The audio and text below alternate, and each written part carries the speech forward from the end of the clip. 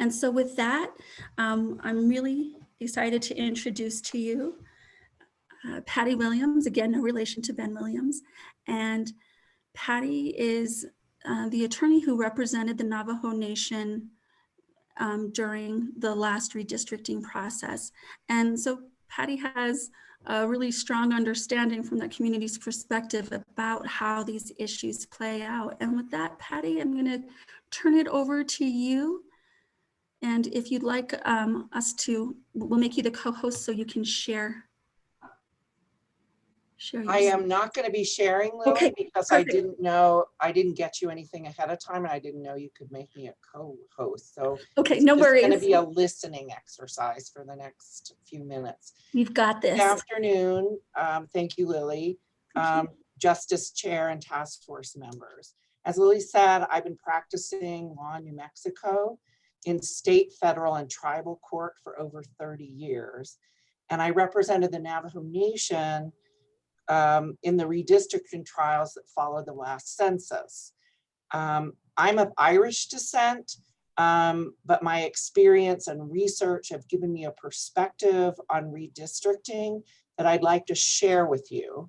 I do not presume to speak to you as a Native American or Indigenous person in the United States.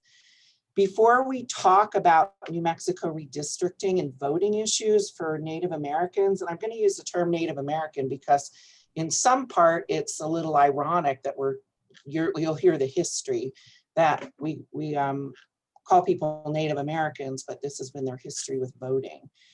Under Article 1 of the United States Constitution, Indians not taxed, and that's a term from the article, were not counted in the population of a state for purposes of apportionment or redistricting. The United States Supreme Court in Dred Scott versus Sanford, a case in 1856, said that Native people could become citizens through their acquisition of citizenship by naturalization, not by birth within the United States territories. The court held that Indian tribes may, and this is a quote, without doubt, like the subjects of any foreign government, be naturalized by the authority of Congress and become citizens of a state and of the United States.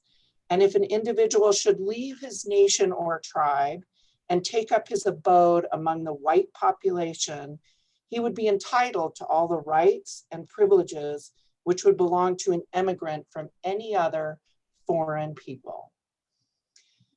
So in 1868, the 14th Amendment, and this is going to be the law interpreting the 14th Amendment. The 14th Amendment declared all persons born or naturalized in the United States and subject to the jurisdiction thereof were citizens. However, the jurisdiction requirement was interpreted to exclude most Native Americans living on Native American land with treaties with the United States. And in 1870, the Senate Judiciary Committee, that's the federal Senate, because I'm going to be talking more about the New Mexico Senate, further clarified this matter, saying the 14th Amendment of the Constitution has no effect whatsoever upon the status of the Indian tribes within the limits of the United States. At about 8% of the Native population at the time qualified for United States citizenship because they were taxed. Remember, we're going back to Article 1 of the Constitution, or they were living off the territorial lands of their tribes. Others obtained citizenship by serving in the military, marrying whites, or accepting land allotments, such as those granted under the Dawes Act. The exclusion of Native American people from US citizenship was further established in Elk versus Wilkins, a United States Supreme Court case, where the United States Supreme Court held that a Native person born a citizen of a recognized tribal nation was not born an American citizen. and did not become one simply by voluntarily leaving their tribe and settling among white people. After the American Civil War, the Civil Rights Act of 1866 repeated this exclusion from citizenship, declaring all persons born in the United States and not subject to any foreign power, excluding Indians not taxed, are hereby declared to be citizens of the United States. So a broad statement still excluding Native Americans from citizenship. In 1924, 4 years after the 19th Amendment secured the right of women to vote, which of course was 1920, the Indian Citizenship Act, also known as the Schneider Act, granted Native Americans US citizenship and the right to vote. Schneider said, he was a New York senator, representative, said on the House floor, "The New York Indians are very much opposed to this, but I'm perfectly willing to take the responsibility of, if the committee sees fit, to agree to this." The law was enacted partially to acknowledge the thousands of Native Americans who served with the armed forces in World War I. Calvin Coolidge signed the act, which unilaterally made about 125,000 Native Americans. And remember, the population of the United States at that time was about 125 million, and there were about 300,000 Native Americans at the time. Some had gotten citizenship through the ways we've talked about before, leaving their tribe, becoming naturalized, serving in the military, etc. But it unilaterally made those people US citizens, and that created what we're seeing today, a group of Native Americans that are sometimes defined as ambivalent Americans. Not all Native Americans viewed this change in their citizenship status as a clearly positive development after being excluded from American political life until then. The Onondaga tribe actively lobbied against the act because it felt that it threatened their sovereignty, and encouraged cultural assimilation. Even today, Native Americans work back and forth across political and legal cultural boundaries of their world to secure state and federal rights and resources while protecting their tribal sovereignty. In 1948, Arizona and New Mexico were some of the last states to extend full voting rights to Native Americans. That's about 24 years after the act giving them rights was passed. And they were among the Western states that didn't agree with the Indian Citizenship Act. Utah did not fully guarantee the voting rights of Native Americans until 1962. These are the three states, Arizona, New Mexico, and Utah, in which the Navajo Nation territorial boundaries overlap. The Voting Rights Act of 1965, signed by Lyndon B. Johnson, was enacted during the heights of the civil rights movement to provide protection to voter registration and voting for racial minorities, including linguistic racial minorities, in order to correct discriminatory election systems and redistricting practices. The core special provision of the Voting Rights Act, VRA, I'm going to call it maybe today, is the Section 5 pre-clearance requirement, which prohibited certain jurisdictions from implementing any change in redistricting or voting requirements that would affect minorities without receiving pre-approval by the U.S. Attorney General, Department of Justice, when redistricting changes were alleged to be discriminatory against protected minorities.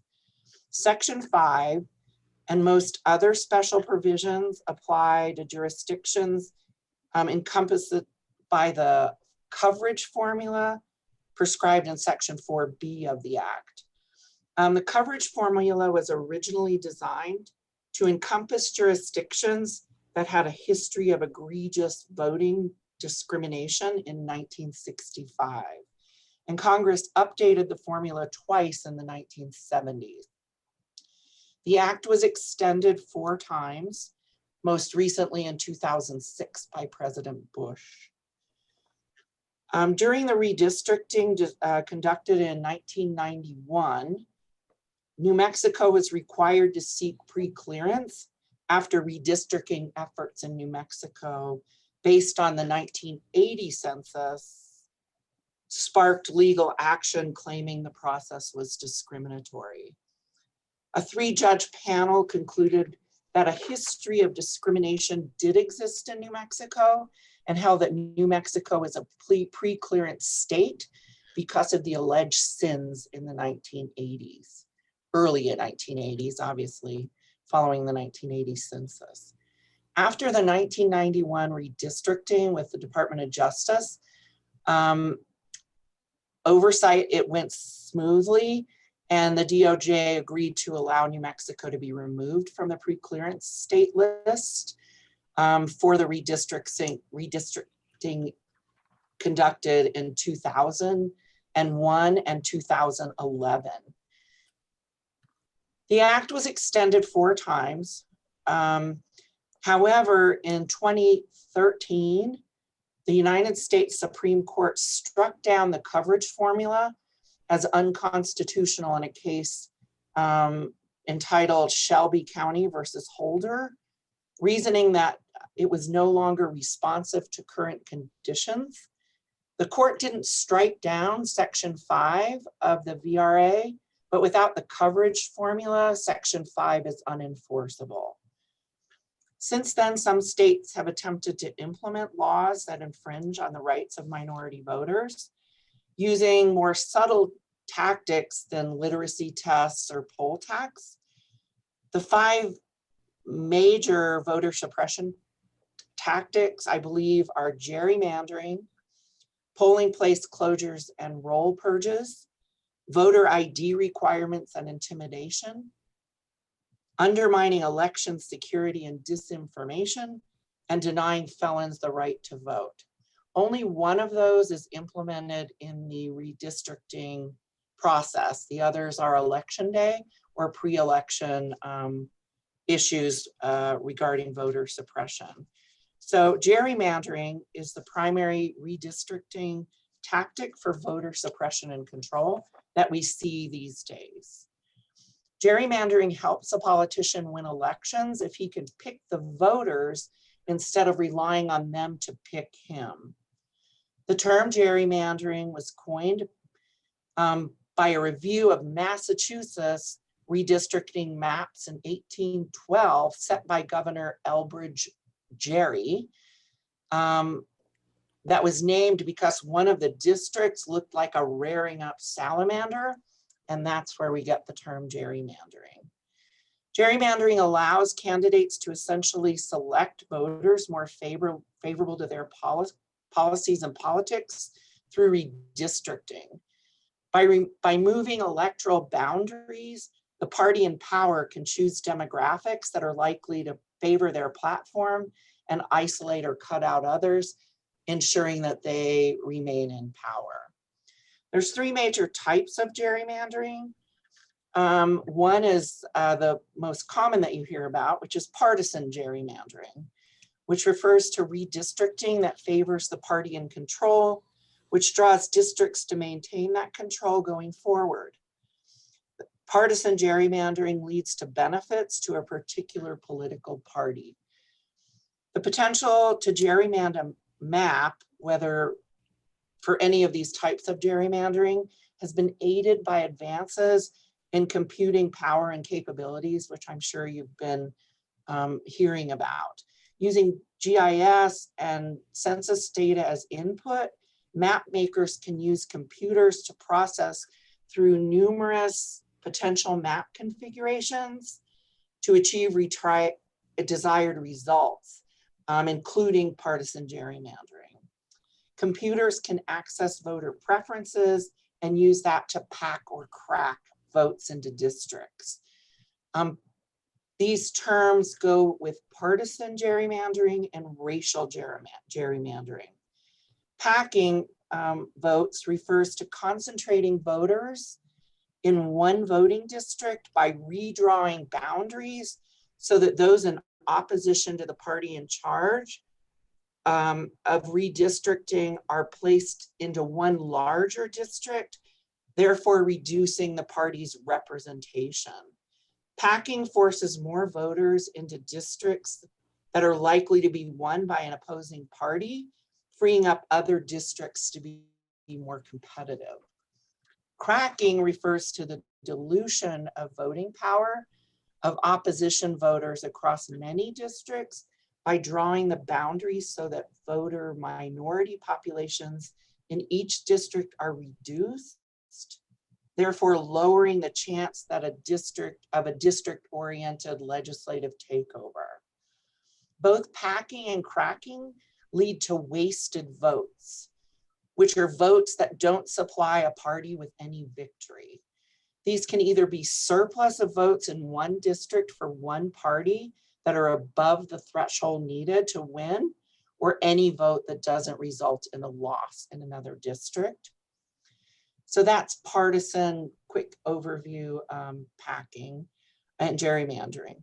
The other is bipartisan gerrymandering, which I saw from your questionnaire that you've considered a little bit, but maybe not with that name. Bipartisan gerrymandering is when redistricting favors the incumbents in both of the Democratic or Republican parties. The Supreme Court held in 1973 in a case, Gaffney versus Cummings, that bipartisan gerrymanders are constitutionally permissible under the Equal Protection Clause. Bipartisan gerrymandering became especially relevant in the 2000 gerrymandering redistricting process, which created some of the most non-competitive congressional districts in American history. And of course, we're seeing some focus on that for the election that we're looking at in two weeks. New Mexico has traditionally used bipartisan gerrymandering, the residence of the incumbent as a criteria. This puts pressure, as we noted in the last redistricting trials, on districts that don't have an incumbent running during redistricting. And there's one oddly shaped district that all the incumbent districts pushed into. Some people call it the Coyote District because it was empty for the last redistricting. And so nobody cried about it since there wasn't a locus for the incumbent's starting point. So that's how odd things happen. The last is type of gerrymandering is called racial gerrymandering. And there's good racial gerrymandering and bad racial gerrymandering. I'm going to talk about the bad one first because that's the one that you hear about and was the subject of the case in which the term gerrymandering was invented. Racial gerrymandering uses racial makeup as a means to create the gerrymander. There's an overlap between racial and partisan gerrymandering. However, racial gerrymandering can also be created without any consideration of party lines. Negative racial gerrymandering refers to the process in which district lines are drawn to prevent racial minorities from electing their preferred candidates. In 2017, San Juan County, Utah was ordered to redraw its county commission and school board election districts after US District Judge Shelby ruled that they were unconstitutional in regards to the Navajo Nation districts, in which there was a minority majority of Navajo people in those districts. It was argued that the voice of Native Americans, who were the majority of some districts, had been suppressed when they were packed into gerrymandered districts. Affirmative gerrymandering is also known as creating minority majority districts. The case Reno versus Shaw is the United States Supreme Court case involving North Carolina's 12th congressional district, which was affirmatively racially gerrymandered in order to give a possibility of Black voters electing a Black congressperson. The Equal Protection Clause, along with Section 2 and Section 5 of the VRA, prohibit jurisdictions from gerrymandering electoral districts to dilute the votes of racial minorities.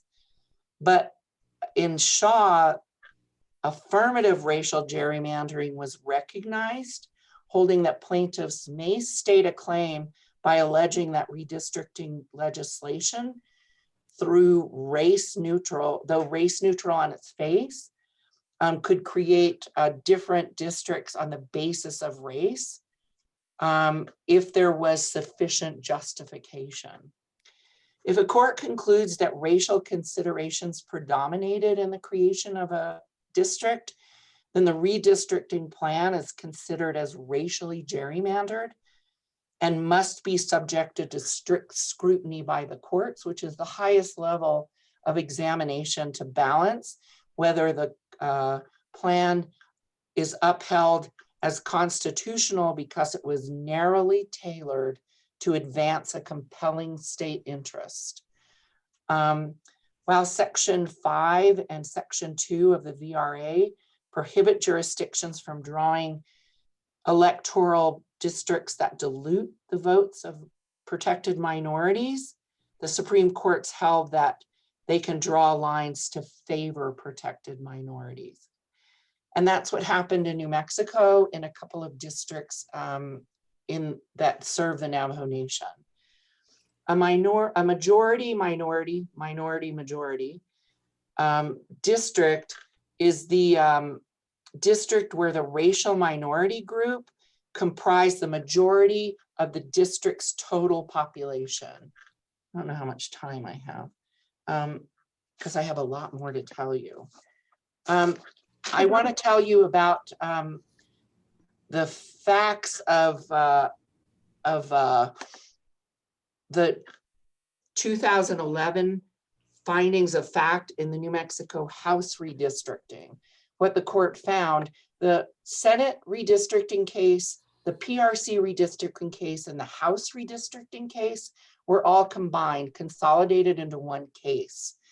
And the Navajo Nation, we called it the Navajo Nation Intervenor Plan, was a plan that was adopted to redistrict the state of New Mexico. And the court found that according to the 2010 census, 9.4% of New Mexico citizens were American Indian or Alaska Native alone, an increase over of 11.4% over the 2000 census. The court found the Native American population in New Mexico constitutes a recognizable and significant community of interest as a protected racial minority for the purposes of redistricting. If Native Americans were represented, and this has changed some in the New Mexico House of Representatives, I'm just going to do the House, but I'll add a footnote on the Senate. The proportional level of their total population, Native Americans would occupy 6 seats in the House, and as a note, 3 seats in the Senate. Native Americans held only 3 seats in the House of Representatives going into the redistricting last time. A district having a proportion of Native American voting population, that's by age, of 55 or less, does not provide Native Americans with a reasonable opportunity to elect candidates of their choice, is what the court found. In the redistricting efforts that followed the 2000 census, the court provided a plan that included 6 districts with Native American voting age population in excess of 60%. Nevertheless, the seats were not taken by Native American candidates, even with that proportion. And the court found that Native Americans in New Mexico continue to suffer the effects of historic discrimination We had an expert, Rebecca Sosi, who's a law professor at Arizona, who testified about that, and it was a really compelling testimony. So in the areas of education, employment, and health, they've experienced historic discrimination that hinders their ability to effectively participate in the political process, and that their voting power had been historically and continued to be diluted at that time. The court found that Native Americans are politically cohesive because they tend to vote for the same candidates given the information that was available to be analyzed at the time. The information we talked about, the GIS matched with the census.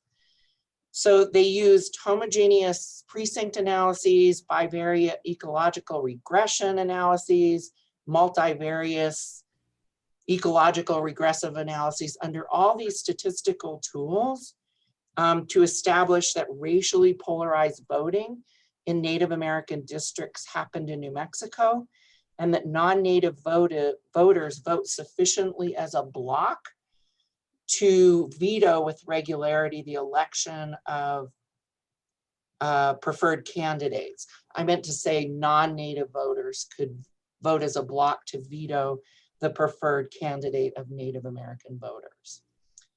So proportionality between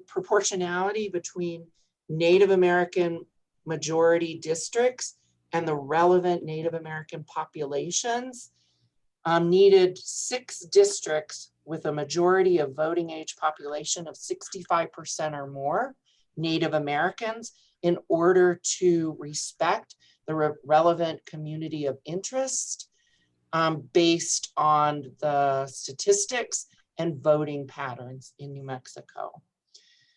The Navajo Nation interveners presented a plan for allocation for the northwest corner of the state, but of course that's like a Tetris cube, you know, everything has to adjust if one quadrant is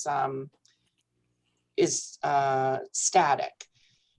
The Navajo interveners plan included 6 districts that were reasonably compact and contiguous, and that include Native American voting age population, what we call VAP, in excess of 65% that maintained relevant communities of Native American interest.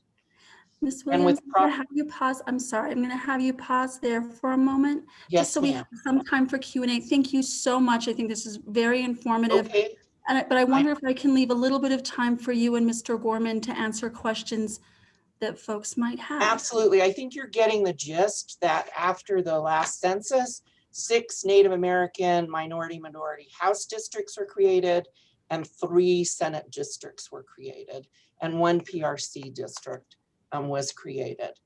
Now of those districts, 4 are held by Native representatives. 2 are held by Native senators, and 1 is held by a Native PRC representative commissioner. So I'm happy to answer questions. Thank you, Ms. Williams. Of course. Anybody have questions? You can go ahead and unmute. If you feel or feeling fancy, you can use the raise hand function, but also help yourselves. Yes, this is Dick Mason. I did raise my hand. Thanks, Dick. I didn't see it. Okay. Yeah, I just did it. So I have this question for Leonard. Leonard, I have the scanned copy of the plan you put together to present to the 2011 Redistricting Committee. And I was wondering if you have that electronically so that you could share it with us. Or Patty, if you have it. I believe that probably Leonard or I had it. I didn't say at the beginning that task force member Leonard Gorman was my client representative for the 6 weeks of trial, and that he actually drew the Navajo intervener plan. And that's what Mr. Mason is talking about. Yeah. And I think we can rustle that up. Don't you think, Leonard? Yeah, I think so. Okay. All right. Yeah, it was, but Leonard, can I just ask that you put one together that included the Pueblos too? Am I wrong on that? The Navajo intervener plan was different than the Pueblo intervener plan. Oh, okay. We Navajo interveners just redistrict, concentrating on the northwest All right, portion of the state, which did include Pueblo lands. And so we took into account Pueblo interests when looking at the minority majority districts. okay, thank you. In addition to Patty's response, we began to work as a team well before the redistricting bandwagon started rolling. We worked with the Pueblos for a good several months, and we began to craft plans, mapping that would incorporate concerns and recommendations from the Pueblos at that time. We had an extensive amount of field work that we did in advance of going to the legislature. Thank you so much. Are there any additional, and Mr. Mason, thank you for your question. Does anybody else have questions of Ms. Williams or Mr. Gorman?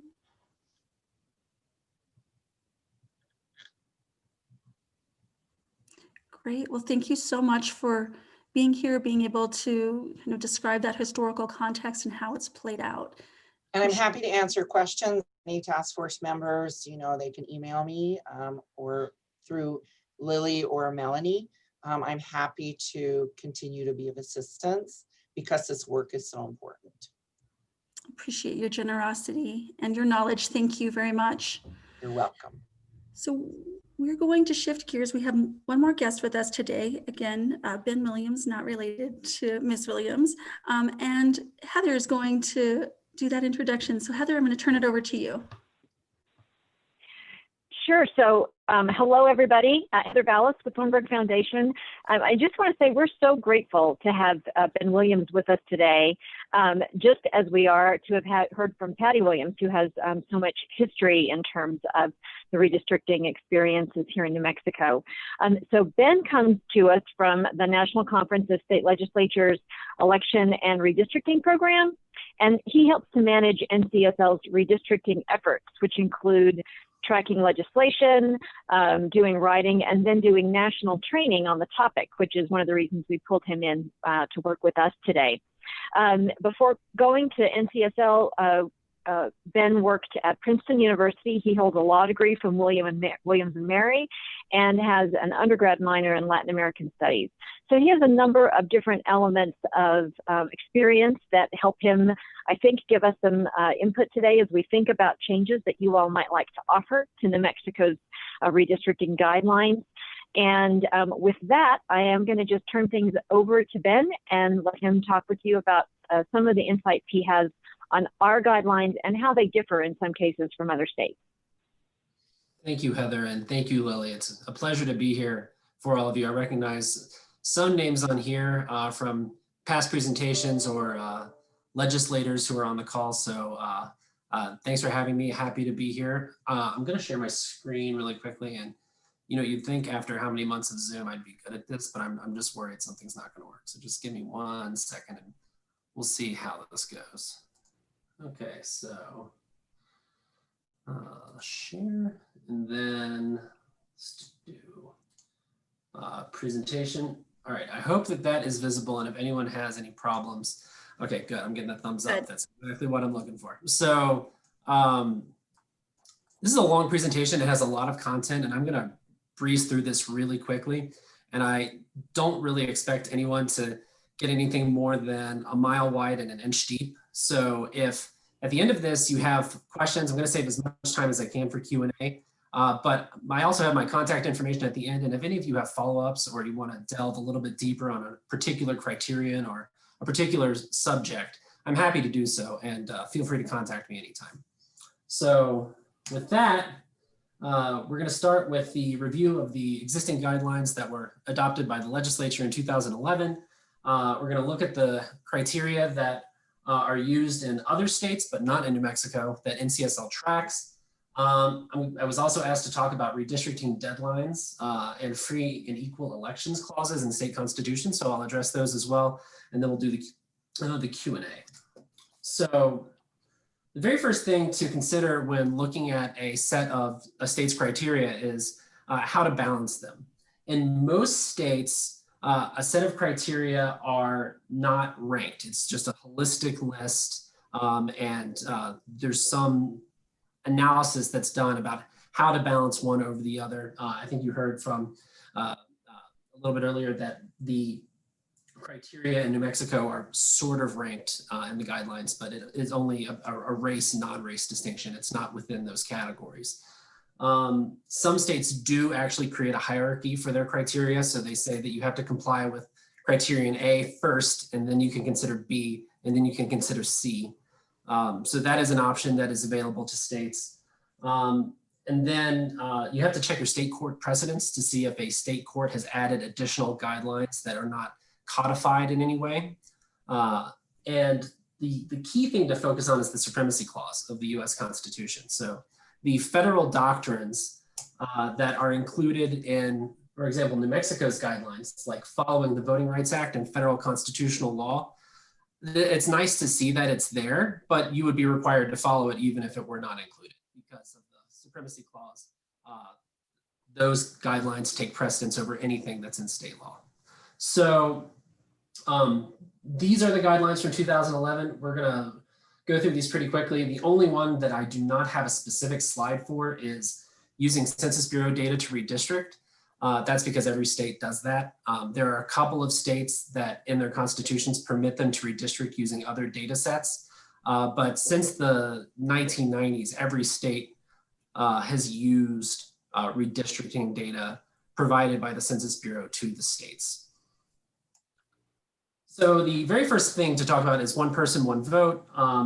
It's a federal doctrine from the 1960s. It applies to congressional and state legislative districts. The application varies depending on the state. So in the congressional district context, the official rule is exact numerical majority, while in the state legislative context, the Supreme Court has said a deviation of up to 10% or plus or minus 5 from the ideal district. All that means is if you divided the state population by the number of districts, that number is your ideal number because then every district would have the same number of people. A deviation of plus or minus 5 from that number is a constitutionally permissible deviation. Anything beyond that, the state will have to give a compelling interest for why it has deviated that far from the ideal. Some states restrict this further. They'll restrict it down to 3%, 2%, 1% on their state legislative district deviation. The general understanding in political science literature is that the wider that deviation is, the closer you are to plus or minus 5%, the greater a state's ability is to comply with other criteria, such as keeping communities of interest together or compactness or some of those other considerations that go into redistricting. So one of the principles is the no splitting of precincts. This is not an issue that NCSL tracks. So we don't have any 50 state data on it. The rationales that I've usually heard given for why this is followed is election administration. It's easier for your local election official to print and distribute ballots if a precinct is kept whole. That's because in most states, the voting precinct is the smallest level entity at which election officials manage ballot printing and distribution. And it avoids election snafus as a result. I've given you an example on the right from the state of Virginia, which this past decade did split its precincts. And there was an issue in 2017 where the legislative elections were split. It was 50 Republicans were elected, 49 Democrats were elected, and there was one seat that was tied. And in the state of Virginia, the way ties are resolved is you draw a name out of a bowl. It actually says in the statute a bowl, not a hat. It has to be a bowl. So, and it has to be in a film canister. So this is just a lesson for not being overly specific with your statutes, because then your poor state election director has to find old Kodak film canisters to break ties in a state legislative election. But in the end, the Republicans' name was drawn out of the bowl, so the Republicans retained control of the state House that year, 51-49. And it came out later in a Washington Post article that 28 voters in that district who should have been in that district that had a tied vote were accidentally given ballots for another district. And had they been given the correct ballot and they had been able to vote in that election, you might not have had a tie vote and you might have had a different political outcome in Virginia. This is not to say that not splitting precincts is a good thing. There is a reason why redistricting software goes lower than the precinct level, because sometimes it's necessary to do that. And sometimes there are very good reasons to go below the precinct level. But this is an example of caution about splitting precincts unnecessarily for no convening purpose. There was no purpose other than partisanship for splitting the precinct at issue in this case.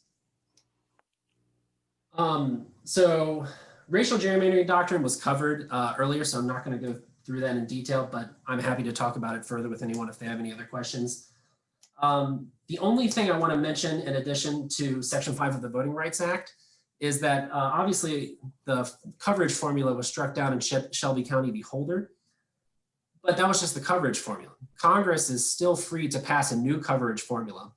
The US House actually did so in 2019. They passed HR 4, which is a reauthorization of the Voting Rights Act. So in theory, if Democrats take full control of state government, which or of the federal government, which as of my last check, according to 538, was a 70% chance, not nothing, it's greater than even odds, greater than 2 and 3 odds. This might be one of the first bills that comes out of the new United States Congress. So even though this is not something that you should necessarily be looking for, it is something that could happen in the next 6 months. So it's something that you should be aware of, a new Section 5. And Section 2 was already covered, so I'll skip that. The next of New Mexico's guidelines is single member districts only. And so that's pretty common. 40 states require that all of their state legislative districts be single member districts. There are 10 states that use multi-member districts at this moment. West Virginia will be shifting to single member districts in the next cycle, so that'll be 9 pretty soon. But the form of what exactly a multi-member district means varies. So in New Jersey, it just means nesting. So if you see the map on your screen, those are the state legislative districts in New Jersey. It's one map, and every district elects 1 senator and 2 representatives. And that's it. In West Virginia, the districts have varying size. Some of the multi-member districts elect 5 representatives. Some are single member districts where only 1 representative is elected. And it varies throughout the state. Typically, the urban areas are the ones that elect more, and large rural areas are drawn into single member districts. And then you have an example from New Hampshire, which only New Hampshire does, and it's very strange, but the purpose of the floterial method is because the township in New Hampshire, this is old New England, maybe Dick can talk about this a little bit more, but the township measure or geographical unit is very important to the history of New Hampshire. So to comply with the 1 person, 1 vote principle in the Voting Rights Act, they overlay some floating districts with 1 district for each township so that the average weight of a person's vote in a particular town is equal to any other town, even though one town may have a vastly larger population than another. I'm not going to really go into it any more than that, but it's something New Hampshire does, and if you're curious about it, it's an option for you. Something that's used in all 50 states is contiguity. All it means is, can I walk from one point in the district to every other point in the district? If the answer is yes, without leaving. If the answer is yes, it's contiguous. The only time where this really comes up as an issue is if you have a town that you're trying to keep together, but the town has annexed neighborhoods outside of the original boundaries and they're not connected to the rest of the town. Then you have a non-contiguous town border that may be difficult to keep together without splitting up the rest of the county. It also comes up in the context of water, but not an issue for New Mexico, so we will skip that. Compactness as a metric is pretty common. It's found in 40 states. The only reason I've given you two different measures, ways of measuring it on the slide here, are that, as you can see, different measures can come up with dramatically different scores.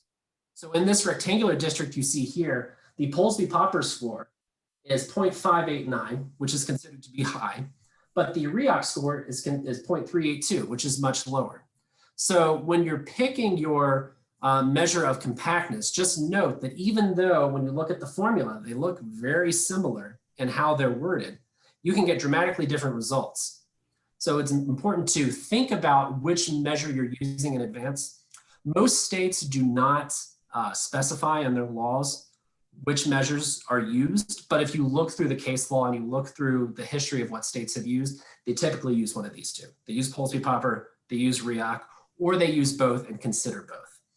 And most of the redistricting software that exists builds these scores into their software. So when you're drawing a district, whether paid or free, it'll automatically calculate these scores for you. Oh yes, Leonard, go ahead. On the demonstration that you have, the circles and then the rectangle in the center, is the rectangle the Polsby-Popper 0.58?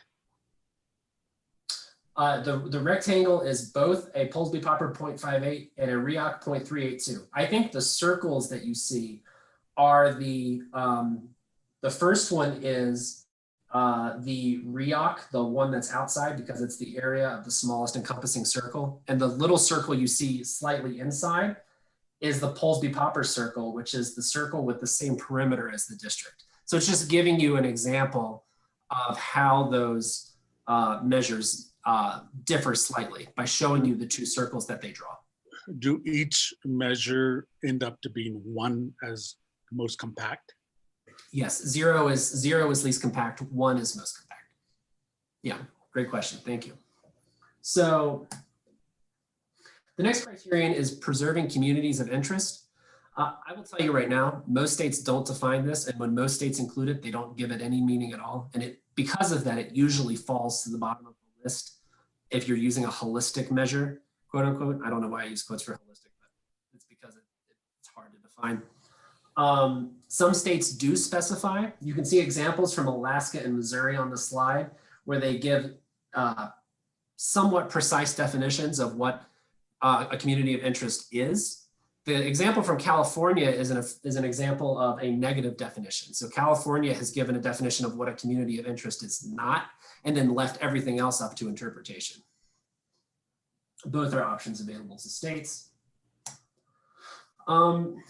Preserving political subdivisions. I know that the guideline in New Mexico refers to political boundaries and geography. At NCSL, we don't really track geography because that's not something that's commonly found in most states, but I thought these were roughly the same, so I decided to include the political subdivision slide here. Preserving political subdivisions is very common. Only 5 states don't use this, and it's usually not specified, but in general, it just means like county, city, if you're in a big city, wards, or school districts, something like that.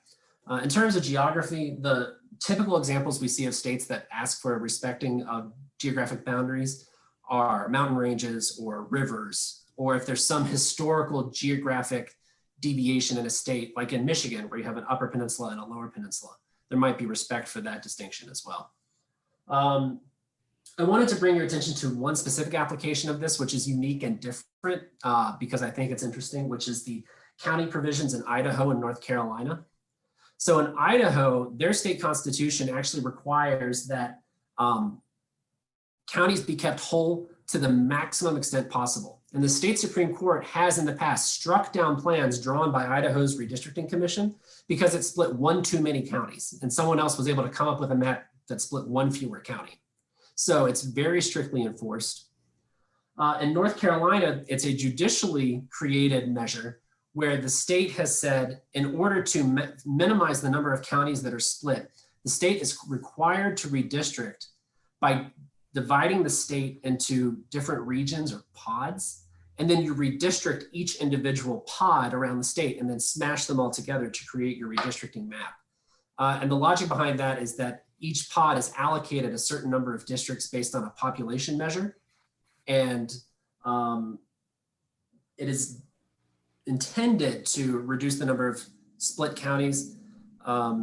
There have been some studies that I've seen of it that say it doesn't really do anything more than any other county rule, but it is a unique application that I thought you should be aware of. There are 2 permitted criteria in New Mexico under the guidelines. One is preserving the cores of prior districts. The rationale for this is usually just continuity of representation. Sometimes redistricting in a partisan sense is used as a tool of breaking up people's relationships with a particular representative. And so this criterion can be used to block that.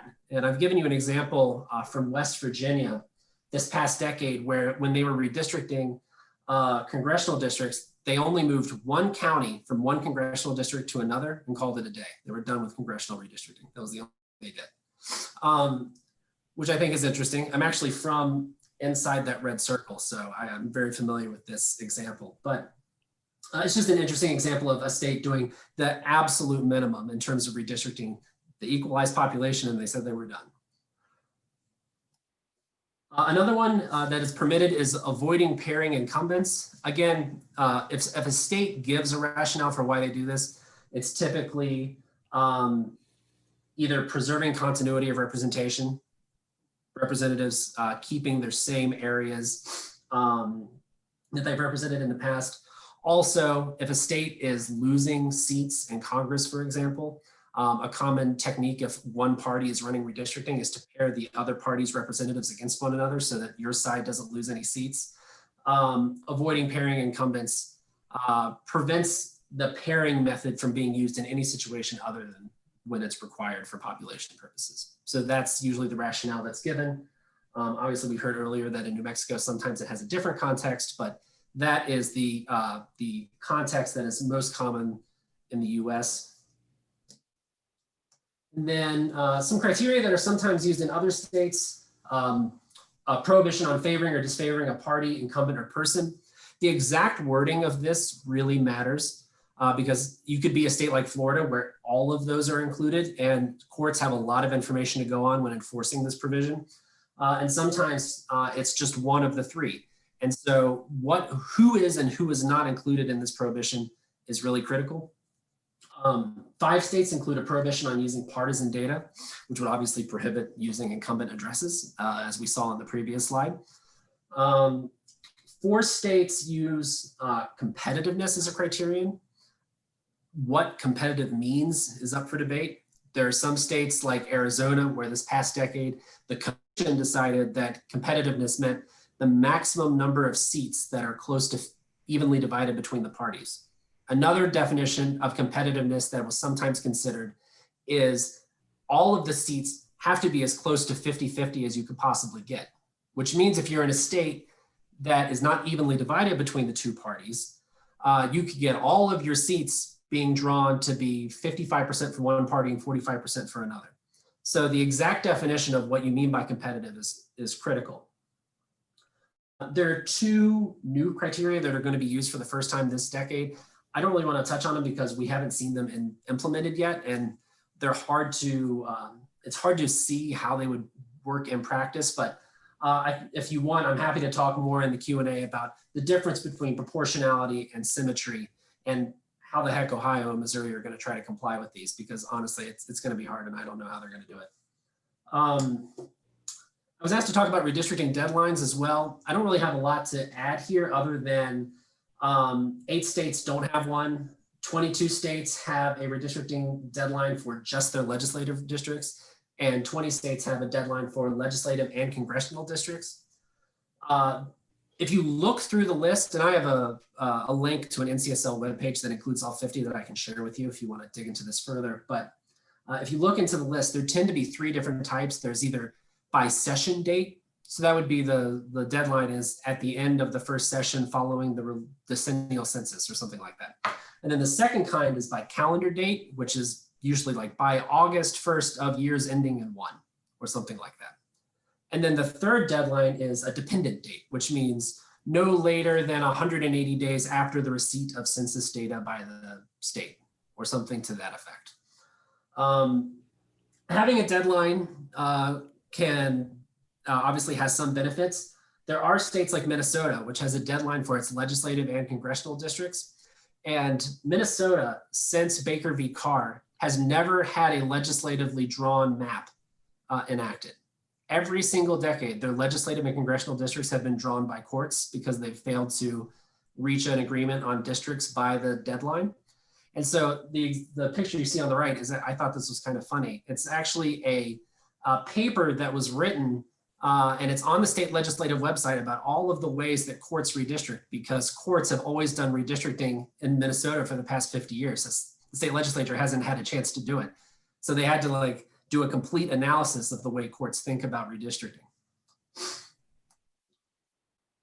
The very last thing is free and equal elections clauses. So in 30 states, the state constitution requires that districts be free and equal or open and fair, some combination of those words.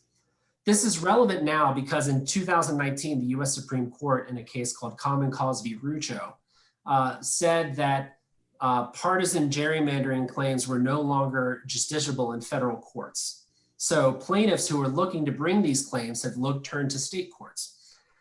2 states, Pennsylvania and North Carolina, have these provisions, and their state courts have found that their state constitutional guarantees of free and equal or free and fair elections includes a prohibition on partisan gerrymandering. And they've struck down congressional and legislative maps in those states for violating this clause. I'm not saying that New Mexico is that the New Mexico Supreme Court would necessarily interpret this clause the same way. In both Pennsylvania and North Carolina, I think it's important to note that the legislature and the Supreme Court were controlled by different parties. So that could be a factor in this, but it's something that you should be aware of. And we at NCSL expect more litigation in more states this coming decade under these clauses.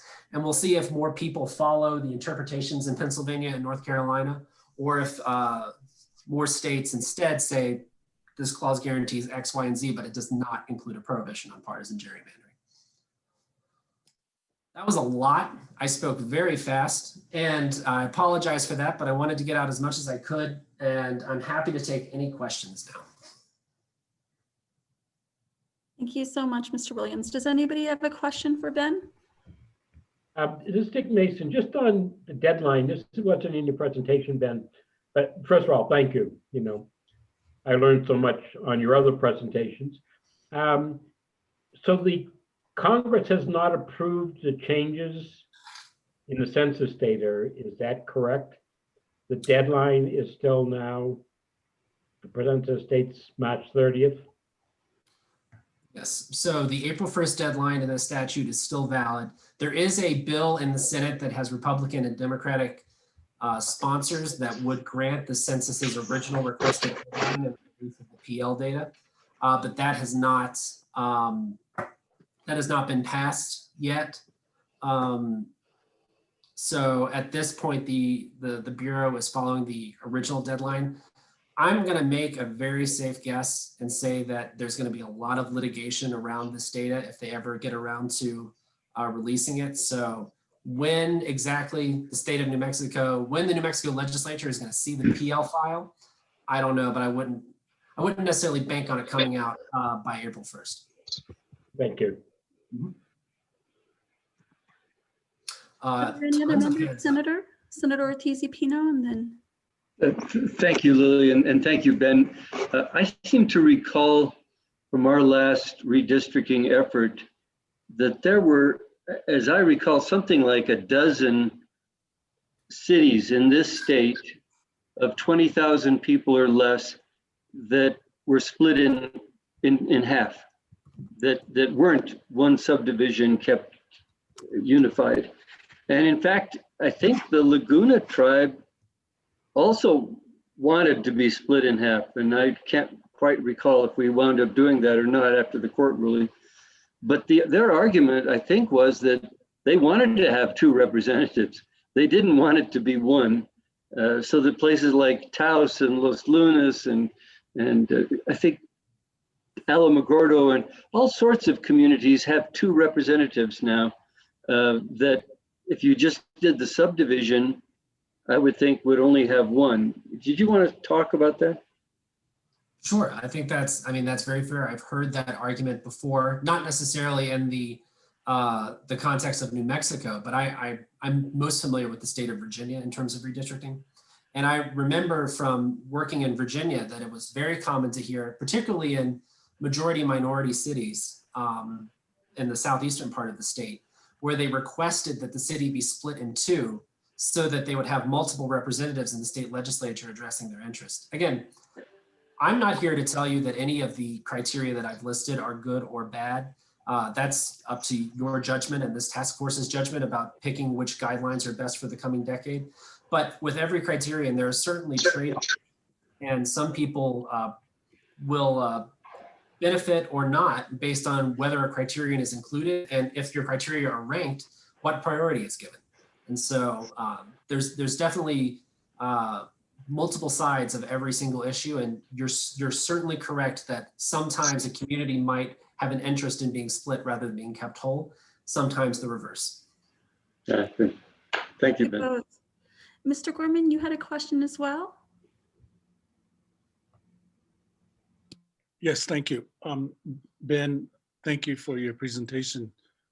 Along the lines of the federal laws with regards to voting rights and also redistricting issues, I know that in 2010 and 2011, actually, our office was very formidable in the area of having states to comply with the pre-clearance requirement. Mm-hmm. And when I came in with a map, all that happened essentially was I pass on my jump drive to the mappers. They're hired and they insert our map because of the pre-clearance issue. Sure. Now that's gone. Yes. And in your research and your work, what are now the aspects of federal law that protect minority in redistricting activities? Sure. So great question. Right now, it's a combination of Section 2 of the Voting Rights Act and the racial gerrymandering doctrine from the US Supreme Court. So an important distinction that I think people should know about is back when racial gerrymandering law came into existence in the 1990s, it was not a doctrine that was used by minority groups to advance minority interests. It was a doctrine that was used by white plaintiffs to strike down districts drawn according to the Voting Rights Act. And the argument was that the plaintiffs had a right to live in a race-blind society. And that was the original doctrine. It has flipped over the course of the past 2 decades, and the lineup at the Supreme Court has largely flipped. Originally, it was the conservatives versus the liberals. And right now, it's the liberals plus Clarence Thomas versus the conservatives. Clarence Thomas is the only justice who has stayed exactly the same on this issue since the 1990s. And the doctrine is now used to strike down packing in the drawing of districts. So in the 2010s, there was an argument that the Voting Rights Act, Section 2, as it was written, and Section 5 at the time, required that districts have supermajorities of racial minorities. And the argument was that if you had a majority Black district, for example, you needed to draw it with a significant number of Black voting age populations so that it would still elect a candidate of choice, even in low turnout years for the Black population in the district, right? That's actually not what the text of the VRA requires. It just says opportunity to elect. It doesn't say guaranteed to elect. And so the racial gerrymandering doctrine was used by minority plaintiffs this decade to strike down packing of districts and to spread out the Black population more. May not win every election, but you have more influence districts and the greater opportunity in more districts to elect a candidate of choice. That's the rationale that the US Supreme Court has used. Other than those two doctrines, there's nothing at the moment unless Congress reauthorizes the VRA this coming January, which if the Democrats take over the Senate and the presidency, I would expect that to be one of the first bills that goes through, and then we'll just have to see what happens with the filibuster in the US Senate. There was a recommendation, I'm sorry, one follow-up on that matter. Section 2 and Section 3 would perhaps become the more accessible vehicle for minority voters. How about Section 3? The bail-in measure. So bail-in is an option. It applies nationwide. It's a provision of the Voting Rights Act that says that if a finding of racial discrimination is so egregious, a potential remedy that a court can order is the temporary subjugation of that district to preclearance under the traditional preclearance metric, which is either you have to go through the Justice Department or you have to go to the 3-judge panel in Washington, D.C. to get any election changes approved. Courts are extremely reluctant to bail in any jurisdiction for anything. I mean, how many times this decade have certain states been in court having their laws struck down as violating the Voting Rights Act and racial gerrymandering doctrines? And plaintiffs ask for bail-in and courts uniformly say no. So even though it technically is it's a remedy available, I've almost never seen it used. I think it's only been used once or twice ever. And so it's not something that I would expect to be frequently used this coming decade either. Now, things may change, but as of right now, I mean, you have a better opportunity, I think, probably of seeing a claim under the 15th Amendment for vote dilution, which there's been one of since 1960, than you do of seeing a bail-in claim under Section 3 succeeding. Thank you, Mr. Gorman, for your question, Mr. Williams, for your answer. Are there any other members of the task force who have a question? Mr. Ferris, and then Mr. Page, and I'll then say, Mr. Lily, I Lewis. don't know what your schedule is, but I'm happy to answer questions as long as you'd like me to stay. We can adjust a bit, so thank you. Mr. Ferris? And thank you for that presentation. In the past 5 years, there's been a lot of quantitative work on quantitative measures of partisan gerrymandering. One is the difference between the median vote share across districts that a party gets versus the mean vote share of that party. The mean median difference or skewedness. Another, as you know, is the efficiency gap, the total net wasted votes divided by the total votes. And I'm curious if you can point the task force to any literature that exists that would inform us how these criteria that you've gone through, or some package of the criteria, or some ordering of the criteria, performs under those quantitative measures. So you're correct that those are tests that are used. There is a lot of literature around the tests, and I think Lily and I actually had a call about this about a week ago, and I think that you should be getting some more information about that fairly soon through her contact, I believe. I will also add that in addition to the tests, another tool that has been developed over this decade to measure partisanship and redistricting is called sampling. And there are a couple of people who do that. Dr. Moonduchin at Tufts, and there's a professor at Duke whose name is escaping me right now who does this as well. And what they do is they direct an algorithm to draw all of the possible maps in a particular state, which, as you can imagine, could be billions of possible maps that could exist in a particular state.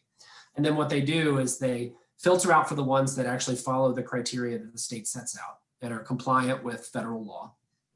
And then they compare the partisan outcomes in all of those possible maps to either a map that's being considered or a map that is in effect. And they use an outlier analysis with the bell curve of outcomes to determine whether or not something is likely to have occurred by chance. And so that is another technique that's been used successfully in the free and fair election cases in North Carolina and Pennsylvania. I'm not a statistician, But my understanding is that the statisticians feel better about the ensemble method than they do about the particular tests themselves. This is coming from a guy who used to work for someone who developed a couple of these tests. So just know Is that Sam Wang? that is Sam Wang. So I think that that is an option that's available to you to look at them. But I believe that there are some papers. There's one from Greg Warrington, which reviews pretty much every single test on the planet, which is interesting. But Lily, I believe, is going to be providing you all with literature shortly that will give you more guidance on whether or not to incorporate a particular test or not into your considerations. But apart from the test, and which test is the better measure of partisan gerrymandering, I'm more interested in the kind of the practical question of, do any of these tests point us to a specific set of criteria or some ordering of the criteria as performing better under those tests? What the tests measure is different. You really have to look at your state's political makeup. Some tests they all have, let's put it this way, they all have flaws. They all have instances in which they will either say something is a partisan gerrymander where it isn't necessarily, or they'll say it isn't a partisan gerrymander where it actually is. And so you have to find the particular outcome or the particular test that fits the makeup of your state. Mean median usually works better in large states that are evenly divided, which does not, to me, reflect New Mexico. So I'm not sure if it's the best metric for your state. That being said, it is the most commonly used and it has the most rigorous peer review and analysis. So there probably is more depth to it than some of the other tests. So I would recommend that, I would say that even though I'm coming in as the NCSL expert, I'm actually not the expert on tests that you want to be answering this question. You would want to talk to one of the authors of one of these papers who could give you a more detailed answer on that. All right, thanks, Ben. Thank you both. Mr. Page, you had a question, sir? Yeah, thank you. Great presentation. And my question is kind of looking forward.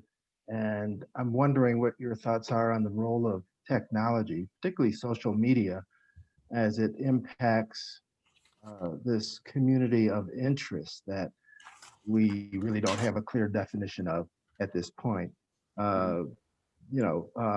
Certainly the states vary in terms of access to social media via the broadband situations that exist from state to state. But the basic question is, what are your thoughts on the role of technology in moving us away from this notion of compactness, which is a physical, geographic kind of concept, and to identify communities of interest? Certainly, I think it would be possible to do some analysis of topic trends or something else related to metadata around social media companies to ascertain communities of interest. I'm not familiar with any studies that are addressing that, but just on the face of it, it seems plausible, doesn't it? So I think that that is something that someone could be researching right now, although I'm not aware of it. The one thing I am aware of is that some of the free redistricting software tools that are available online, which I believe you're going to hear more about the next time you meet, if I recall correctly. Those are, some of them have been developed with social media in mind.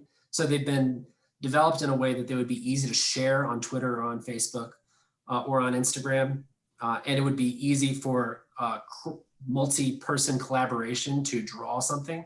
And there are some particular tools as well that don't ask a user to draw an entire statewide map. They just ask, what's your community? And then you zoom in on a geographic overlay and you just sort of trace out, oh, my community goes up to this town, but the people in that neighborhood, they're not nearby communities, so you draw them out. And then you just sort of go around until you've got your community, and then you send it in. And then what the software can do is it creates overlays of all the submissions. So you can get sort of like a heat map of where most people agree a community exists. So that's something that's being developed, which is really interesting. But in terms of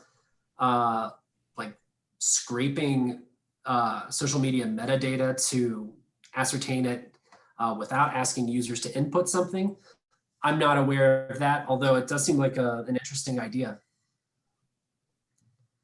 Thank you for the question and thank you for the answer. Mr. Luaces, you have a question as well? Yeah, thanks for the presentation, Ben. I recently saw a literature review from the Brennan Center for Justice that essentially found pretty limited impact on outcomes after redistricting reform was carried out by certain states. In your experience, looking at some of these natural experiments, to what extent has reform actually changed the political outcomes for states, more or less than you would expect? Sure. So I think it depends on what you mean by outcomes. If you mean like a state had a, to use Jeremy's question, if it had like a partisan bias in an existing map and then you introduced a reform and the partisan makeup changed significantly, I'm not really aware of any states that have that's occurred. Part of that might be because the states that have introduced reforms tend to be Democratic leaning. And so the pre and post maps sort of look the same. I don't know if that's really is just a selection bias issue where the people who are selecting redistricting reform tend to lean left anyway. And so the left-leaning states continue to elect left-leaning legislators. But it is an interesting question. I think if you were going to look, you would have to look at states that have introduced reforms this decade that are new, where you have a strong difference in the mean median score. And so the states that I would look to are Michigan and Ohio and Missouri, because all three states have mean median scores that tend to tilt towards one party, and they've introduced reforms this decade. And so those states, if you have a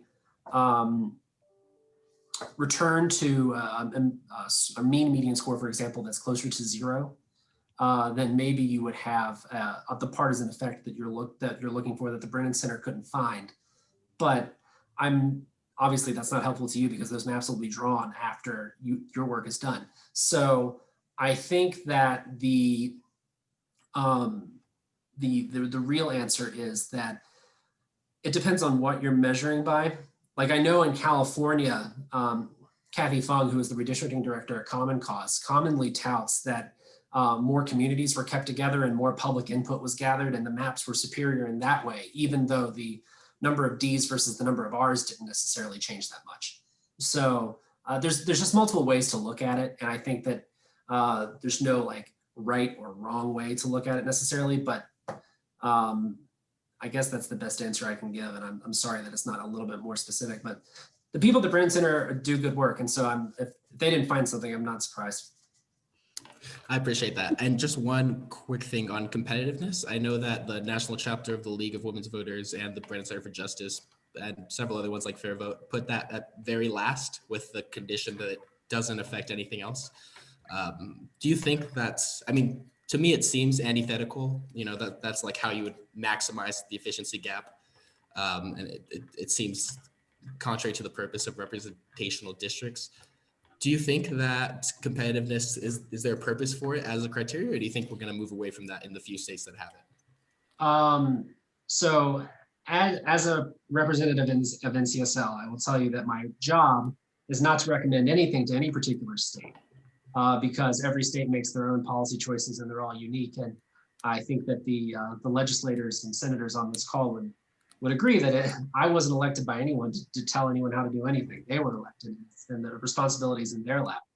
But in terms of this conversation, so let's just Ben Williams, NCSL, that door is shut. Now Ben Williams, person who thinks about redistricting a lot. I don't really know. I mean, it's hard to define. And to me, I really don't think that there's a perfect list of, like, I couldn't dream up a model list of criteria and say every state should adopt this because this is the ideal ranking, because every state would be different. You could get a good result in one state with a particular list of criteria and a terrible result in another state. So it really involves looking at the history of redistricting in a particular state and the demography of the body politic in a particular state. You could have a situation where if you make competitiveness your number one criterion, and you want as many districts to be 50-50 as possible, you're grabbing random combinations of Ds and Rs from around a state and drawing really elongated, strange looking districts to try to get 50-50 as close as possible. And you only really know what 50-50 is based on the current makeup of political coalitions. If things change over time, those districts may not perform the way that they were intended to 5 or 10 years from now. The only thing you have to look at are the elections for the US House in 2018, where Democrats and Republicans had drawn districts with the expectation that they would perform a certain way over time. And then as people moved in and out of party coalitions, the results changed. So I'm not personally, not in CSL, just Ben being Ben. I'm not a huge fan of drawing districts to engineer a particular outcome, mainly because I think it's almost impossible to do and you could never do it quite right. I would prefer a list of neutral criteria that are followed to the best of a legislature's ability to do so, and the chips fall where they may. Thanks, Ben. I appreciate that. Sure. Great. So Maureen, I know you had a question. Okay, you're good. He answered it. Thank you. Gotcha. All right. So I know that we have a question that's been waiting from one of the observers. And I wonder if, Ben, you might be able to address it briefly and then we can point we're in the right direction. So Kathleen Burke with Fair Districts for New Mexico said that she'd received a question about whether or not religious communities, i.e. an extensive neighborhood of a predominant religion, would be considered a community of interest in New Mexico. If you wanted to. I mean, it's just, there's not really a right answer for that. I mean, I don't think federal law would say that you have some insular community. I mean, it would be hard to imagine some way in which the Voting Rights Act would apply to some religious minority. It would have to be someone who'd really been persecuted and you'd have to have a lot of proof of it. So I think in the end, it's just sort of up to whatever you prefer. If there are distinct areas of New Mexico that have a concentration of a particular religious group, that I think that's as fair a way of defining community of interest as any other. I mean, the term has no definition on purpose. It's so you can pour whatever meaning you want into it. So if religion is the one that you as the task force want to go with, by all means, have at it. Thanks, Mr. Williams. So Heather, Ms. Ballas, I know you have a question as well.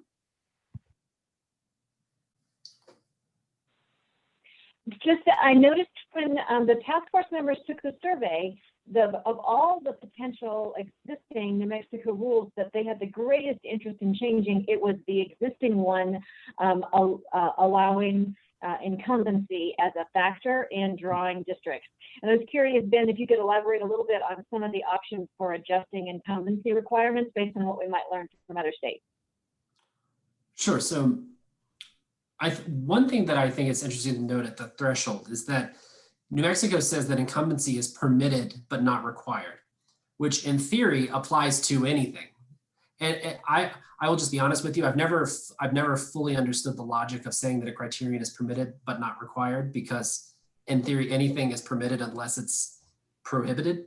And so, and even though not very many states list incumbency as a criterion, all of them could be considering it, even if it's not specifically codified like New Mexico has done.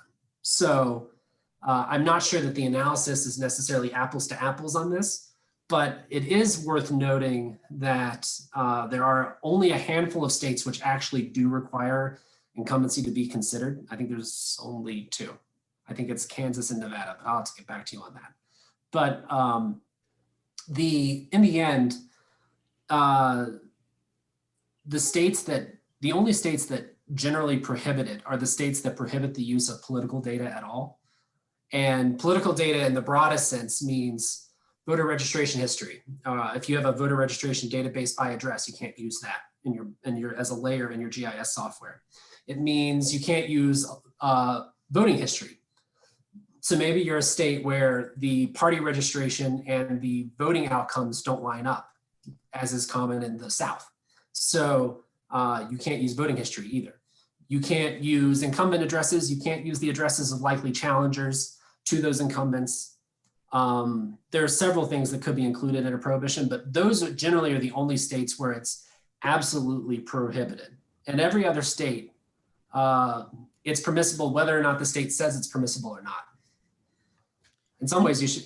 In some ways, I think it's actually nice that New Mexico says it's permissible at all because you know. So Great. Thank you so much. So we're going to go ahead and shift gears, staying on the agenda, but it's discussion time. So if you have something that is still burning for you, you'll have an opportunity. So it's the first question up for discussion for members is, what did you hear, if anything, from Mr. Williams or Ms. Williams that changed or broadened your perspective about how you were looking at New Mexico's redistricting guidelines? Did anybody hear anything that kind of shifted you a bit, made you think in a different way? You are hard, fast people. This is Carmen Lopez. I think the competitiveness conversation was interesting. I have considered that to be of more importance than I do given the conversation we just had. I've defined competitiveness a little bit differently than the way it was defined earlier, but that was really helpful. So thank you for sharing about that. Thanks, Carmen. Ms. Lopez, so when you define competitiveness, how did you think about it previously? Well, some districts are designed to not be competitive, and a different way of addressing it would be to prohibit something than to allow it. And it sounds like that could be done better using metrics other than competitiveness, actually. Great, thank you. Did anybody else hear anything from our guests today that kind of had you reconsidering the way you were looking at some of our guidelines in New Mexico? This is Dick Mason. The question I have for Ben is, I know there are states that prohibit consideration of incumbency along with other, as you mentioned, other political party registration, other things. Do you know how many states actually prohibit consideration of incumbency? So it's on our website. That's not a number I have dedicated to memory, but if you give me 60 seconds, I will go look and I will get it for you. We're playing Stump Mr. Williams now. While he looks that up, is there anybody else, as you're digesting the information we've reviewed today or learned today, anything that shifts for you around how you're looking at our redistricting guidelines in New Mexico? Mr. Gorman. I think the redistricting has become more, maybe not so much techno savvy, but in the area of predictable outcomes has become more of a way of drawing maps. These various forms of testing, such as the efficiency gap, has become an interesting animal in itself from 2011 to the present time.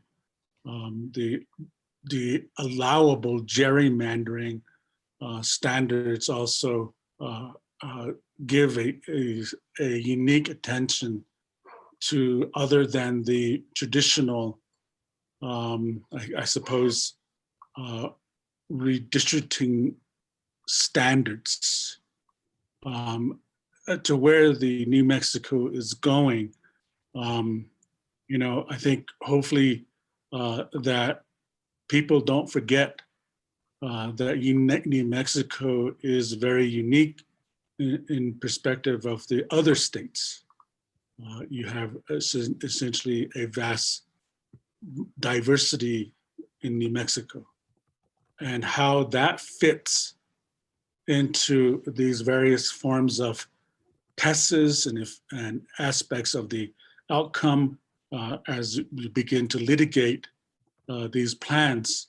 Where do these traditional principles of redistricting sit? I think for me, I have to reassess all of those areas of concerns that were a part of the 2011 issues and conditions, and things have really changed since then. Mhm. Thank you, Mr. Gorman. This is Dick Mason. Is it okay for me to ask Leonard a question? One moment, Ben's Oh, I'm sorry. back with an answer, and then we'll come to you again in a minute. So I have the answer now. So if you look at the website, it lists all the states where it says like in favor or disfavor an incumbent party or person. I'm excluding those. These are just the states where incumbency alone is targeted as a restriction. So the states that prohibit considerations of incumbency independent of the broader prohibition of incumbency in the context of other partisan groups are Nebraska, New York, Idaho, and Minnesota. So there are 4 of them. Thank you. And then, Mr. Mason, you had a question for Mr. Gorman? And Leonard, excuse my ignorance on this, coming from Sandoval County, I should know better. Navajo chapters, how are they dealt with as far as communities of interest? I think it's a very interesting question. Navajo chapters are cohesively defined, demarcated areas, much the same as like the city boundaries, city limits. And in essence, city limits assert themselves as community of interest. They want to be whole in a single district. Chapter boundaries are pretty much in equal stature along that line of thinking.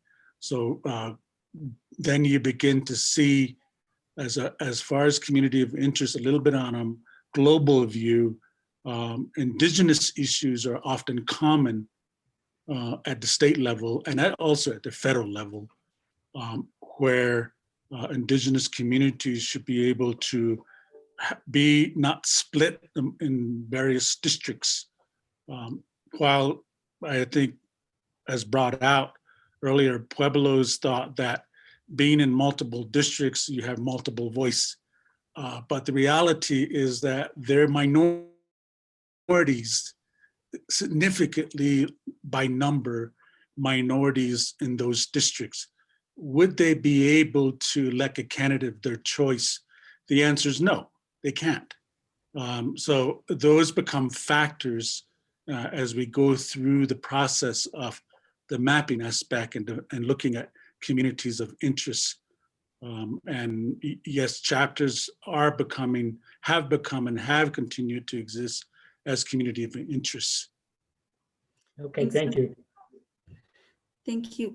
Mr. Page, you had your hand up in the participant. I don't know if that was from before when you were asking Mr. Williams a question. Yeah, I have another Great. question, and that may go back to the first presenter.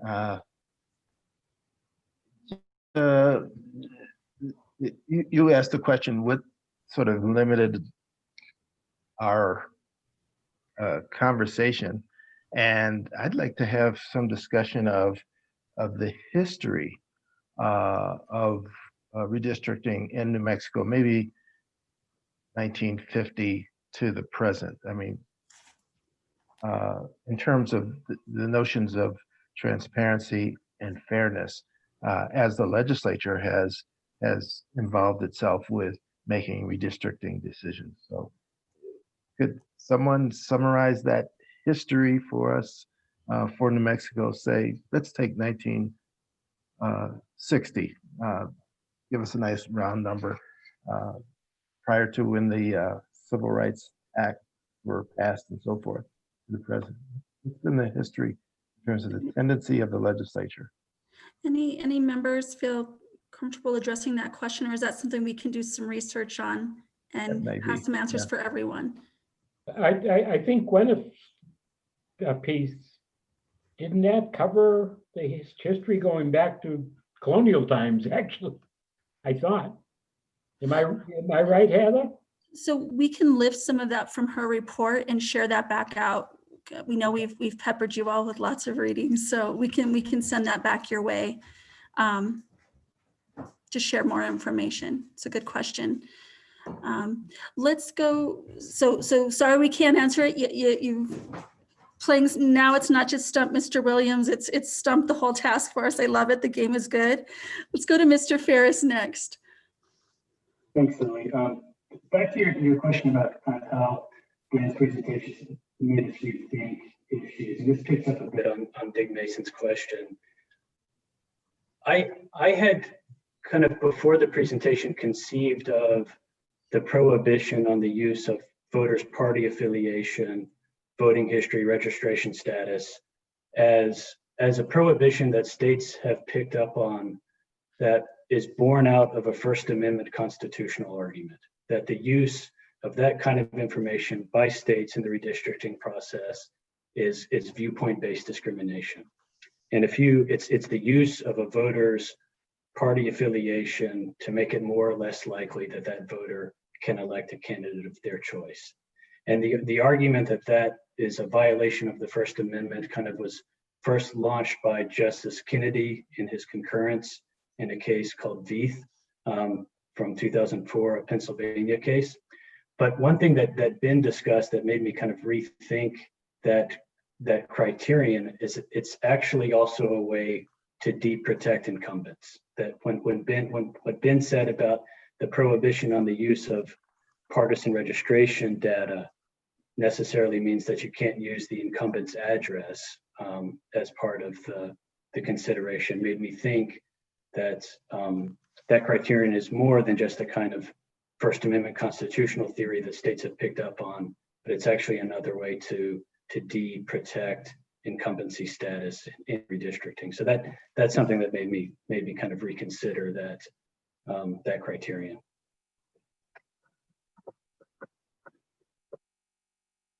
Thank you for sharing that shift in thinking. Sometimes I think, being reflective out loud and transparent about that can help others consider their own perspectives as well. So I appreciate that. All right.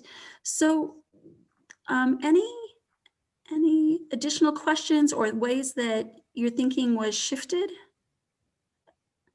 Anybody have something just really affirmed for you? It's like, hey, that's how I was looking at it, how I was thinking about it. It was really useful to listen to Ms. Williams and Mr. Williams and realize that there's a really strong foundation for that point of view.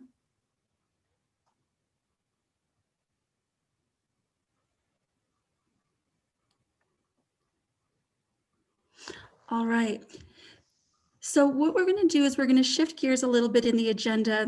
And I just want to give everybody an opportunity, for lack of a better word, for a gut check on the redistricting guidelines that currently exist in New Mexico. And again, those guidelines, you have the link for that in the minutes from our last meeting. Also on our website if you need them handy, but we're also on the SurveyMonkey questionnaire. And so we're going to just do a quick practice round. Everybody practice raising your virtual hand so if you kind of go down to the participant function, you can raise your hand. We're going to do some very unofficial polling just to get a gut check of where folks are at. Is there anybody who's like, how do I get the, Melanie, you are much better at explaining these things than I am. Would you explain to folks how to use the participant function to raise their hand? Lily, I'm sorry. I am just trying to figure that out myself. Okay, Mr. Ferris, in the hot seat, you get to give directions.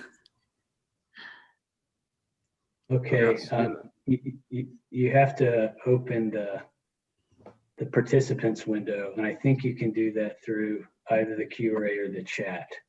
And then on my screen, there's a raise hand and lower hand button. It's the best I can do. Great. And so, okay, I'm seeing folks do it. Got a lot of folks who got the practice in. Excellent. Go ahead. If you've lowered your hand, go, or if you've raised your hand, go ahead and lower it.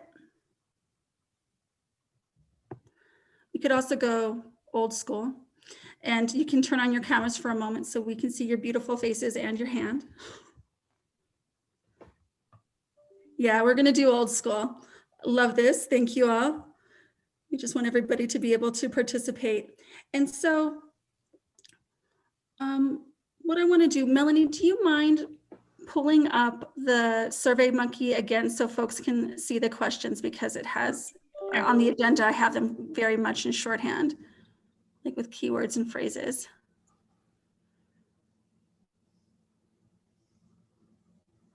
All right.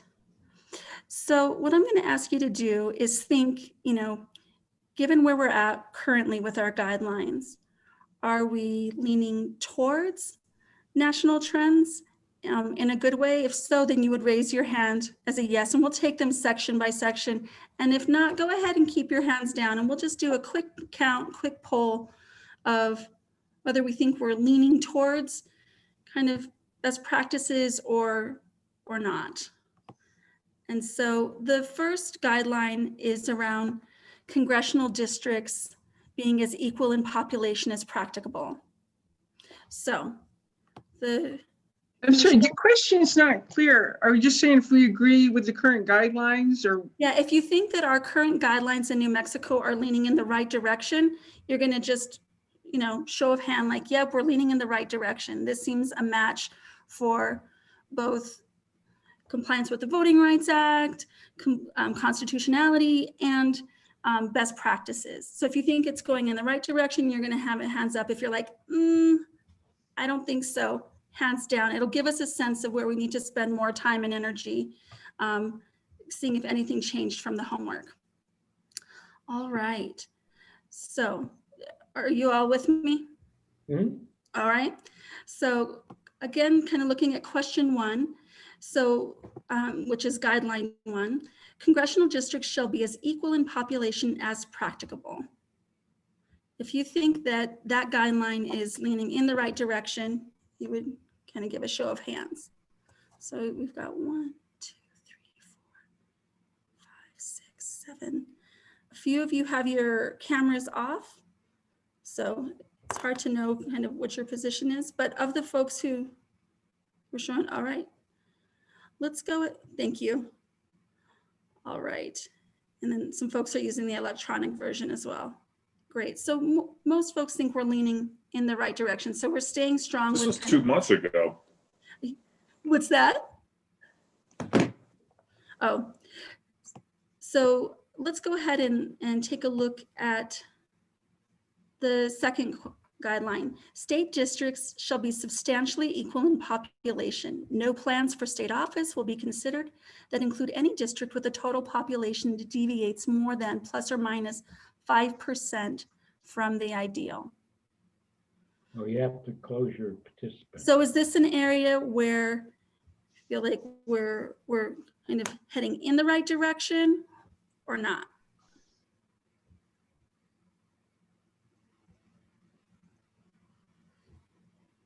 Lily, I can say from my perspective that I answered that question and suggested that plus or minus should be 3% versus 5%. Okay, that was your comment. Okay. And can you say a little bit about that, Mr. Greer? Kind of why you think 3% would be a better metric? Well, I listened to Ben's thought process on it, but I think it reduces a little bit more of, I think it makes it a little more equitable.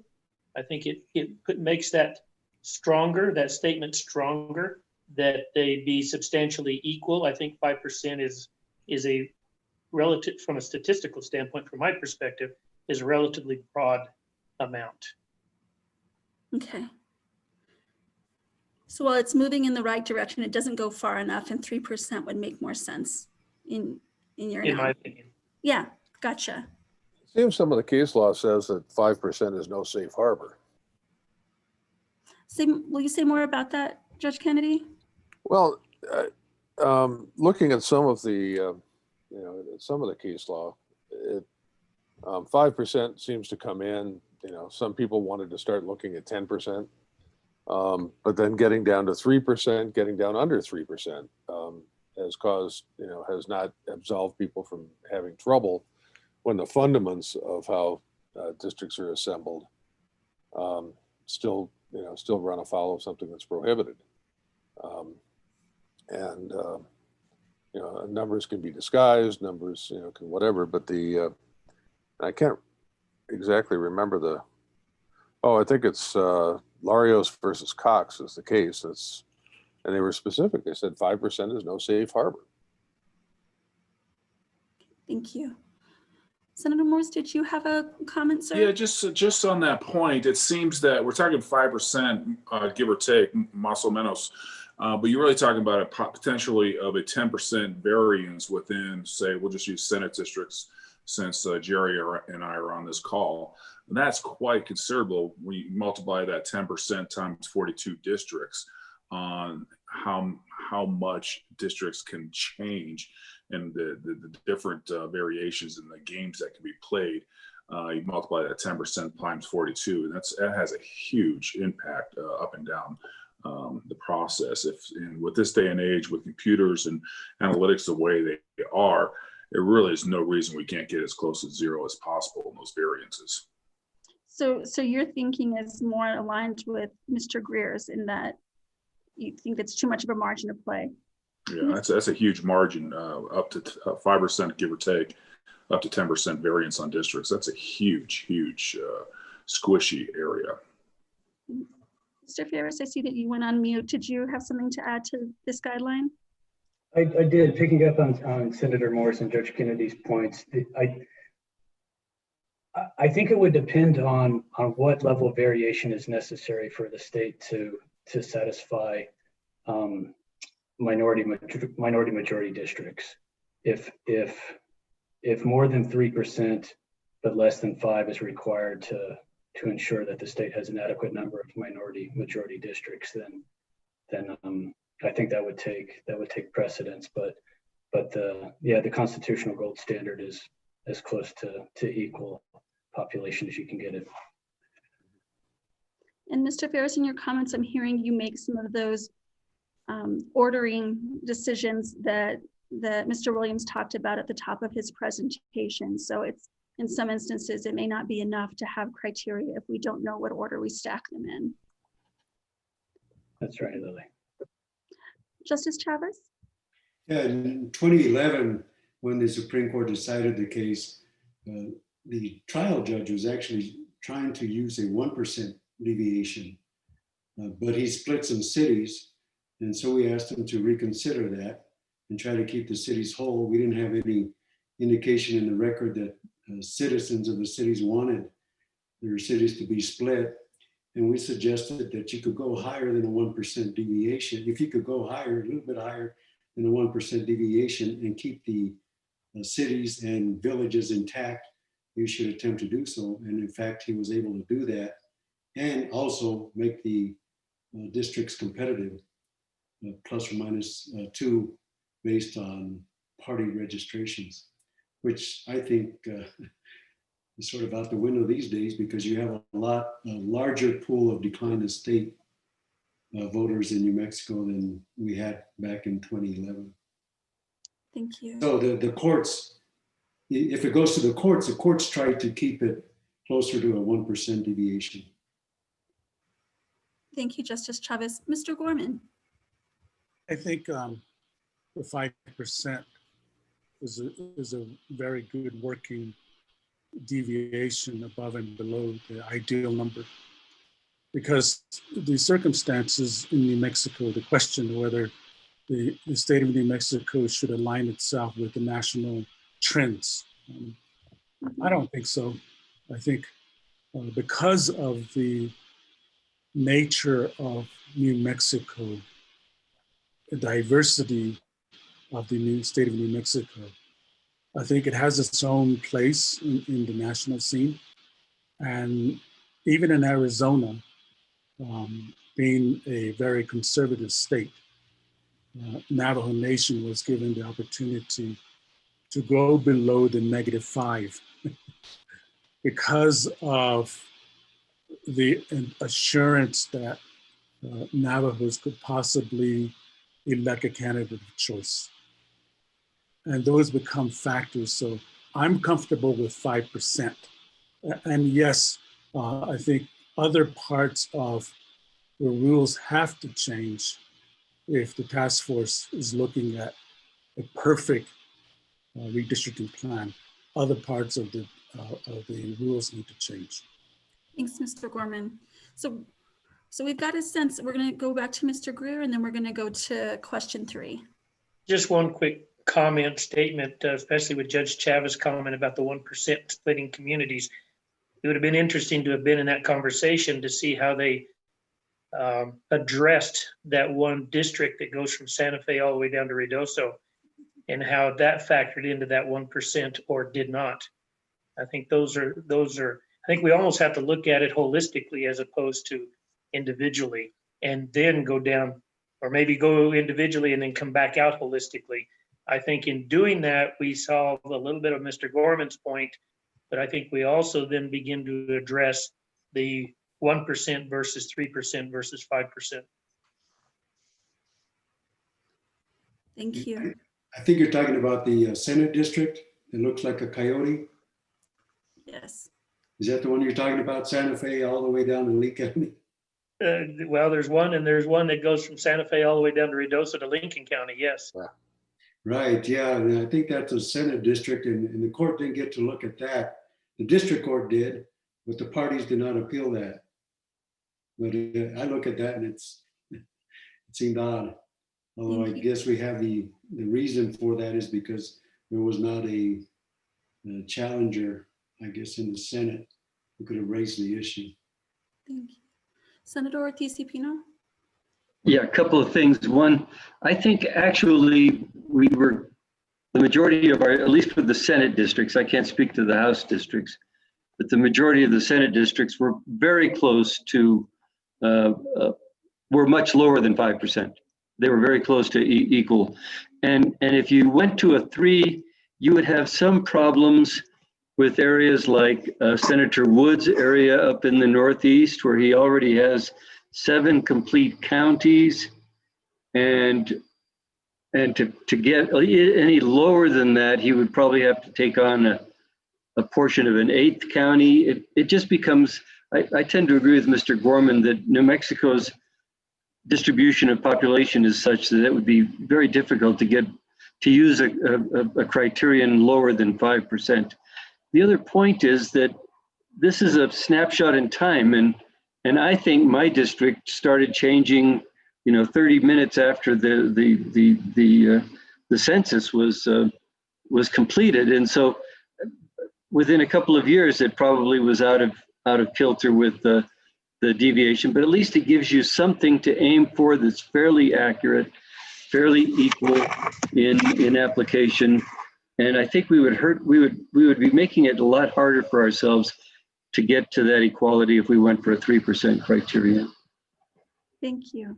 So questions about census are coming up, and I know that Ms. Gorin has been waiting to offer a comment about census data. So Maureen? Right. So I wanted to let everybody know that you've probably heard a lot about the census already and some problems with it. But one thing you probably haven't heard about is they are starting this year, they are deliberately injecting noise into it, deliberately making it somewhat inaccurate. It's called differential privacy. And the census has some competing priorities. It's supposed to give an accurate count, but it's also supposed to keep information private. And because of big data and so many databases and the power of computing these days, they're injecting this noise. And so the state level population count will be correct, but everything on smaller geographies will be some degree off. And so I've sent a couple of documents to Lily, and she's going to put in the resources section if you want to learn more. But my point being is that we might want to consider some other source other than the census. So we'll be population data. Thank you so much. We'll be including those resources, links to them in the minutes, but they'll also be posted on our website. Thank you. Mr. Mason, you had a question as well? Or a comment? Dick? Yeah, this is Dick Mason. This is a separate question around the guidelines. And it may become a separate question, do we codify these guidelines? Right now, they have no status as law, the way the legislature passed them. You know, some states have actually codified, put in statute, the guidelines. And that gives them the force of law. Maybe the judges can reel in on this, versus just guidelines. I think that would be a separate question. So you're wondering about formalizing them, and you're also wondering about, I'm seeing Marina wondering about ranking them, saying which are the most important. Yeah, well, both. But mine is, these are just guidelines that have no force of law. You know, we did have a discussion with the speaker about codifying them, putting the criteria actually in statute. So any reactions to Mr. Mason's question?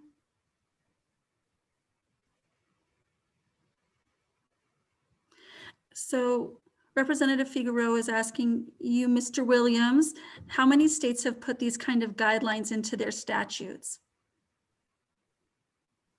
Right. So is it this, Representative Figueroa, is the question about this specific guideline about equal population, or is it just the concept of guidelines in general being in legislative rules versus in statutes? The broader question. Okay, so the answer is quite a few, almost all. The example of of New Mexico doing it in the rules is not the national norm. Now, I will say that I spoke with Senator Ivy Soto about this, and he made the point, which I will reiterate here, but just note that it's his point, not mine, that it is harder in New Mexico to change legislative rules than it is to pass a statute. So in his mind, there was a threshold benefit to having principles in the actual rules of the legislature because of the 2/3 majority requirement for a change. So I take no position on that at all, obviously, as is my role at NCSL, but it is an interesting point that might be worth reiterating here because it seems relevant to the question.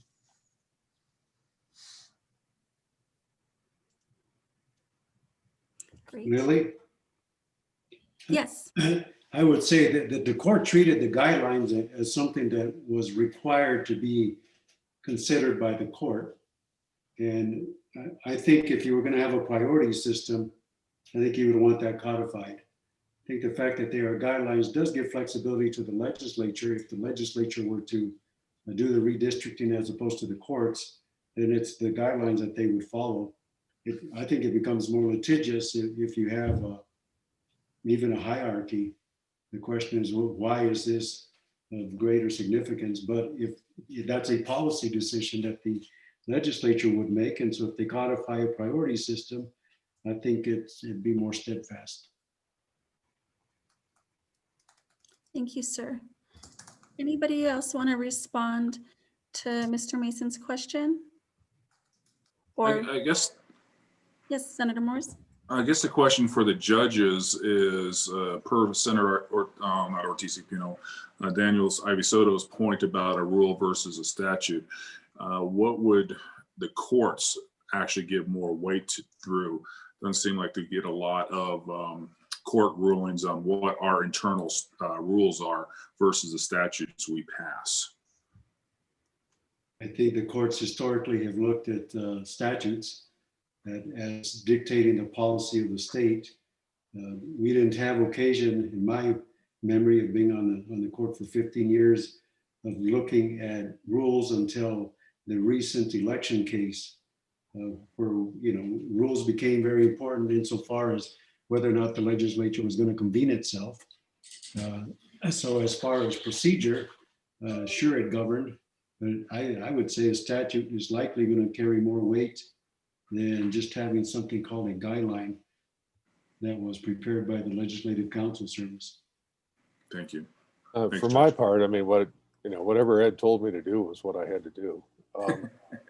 But I mean, any departure, any major departure or significant departure from rules is going to draw judicial questions.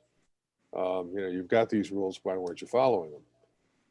But a statute has, a statute's got a lot more backbone. And I'm looking at these, and in a sense, it's taking all of the language out of the first couple, 3 chapters of the NCSL's big manual on redistricting. And, these are the, which, by the way, Ben, right there, and Lily, I do my homework, and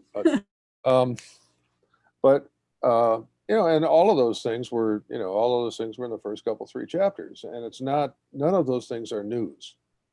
We will use the census. Well, Ms. Gowron says, well, maybe we ought to start looking at some other things.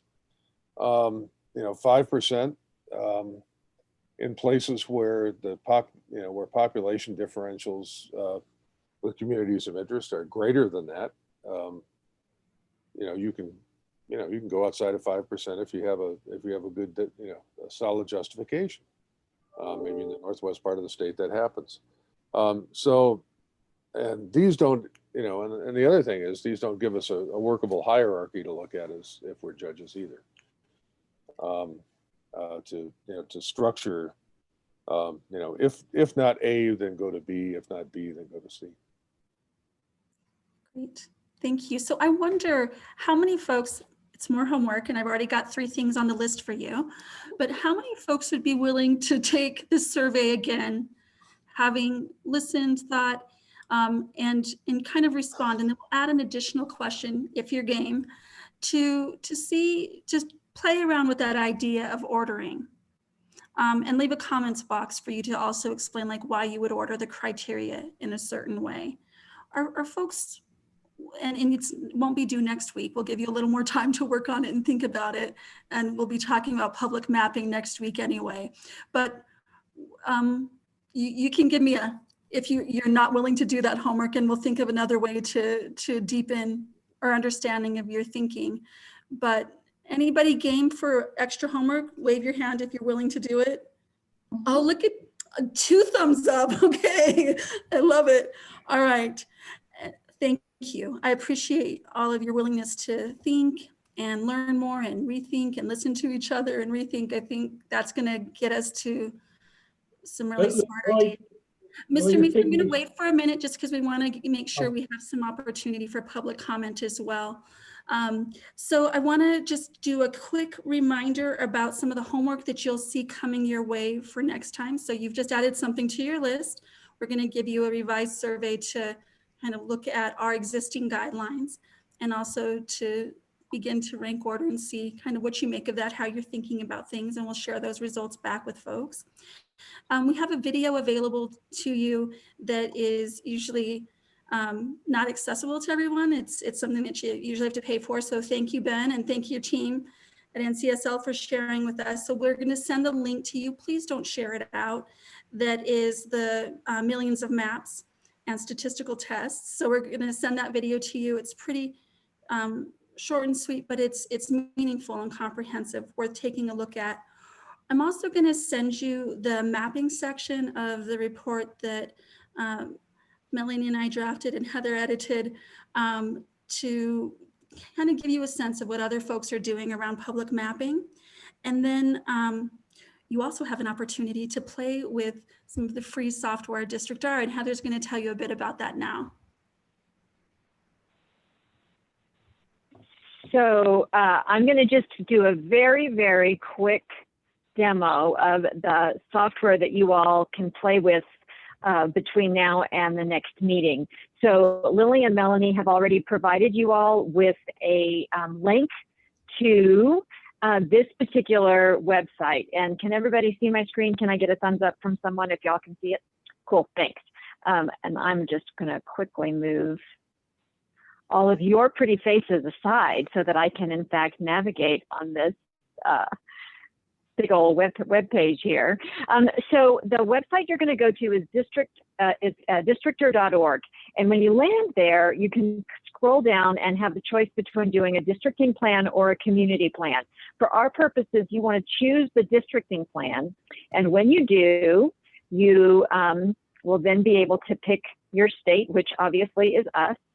And then when you get inside, you can choose for the moment between experimenting with the congressional districts or the legislated state, the state Senate districts. There would be others once we're actually in real redistricting, but they've programmed the system in advance with some data sets based upon our current statistics so that people can get in and experiment with the system that's available to us. So for the purpose of this quick demo, so I think that Lily's homework assignment is everybody build a map of some kind and experiment with how that feels to you.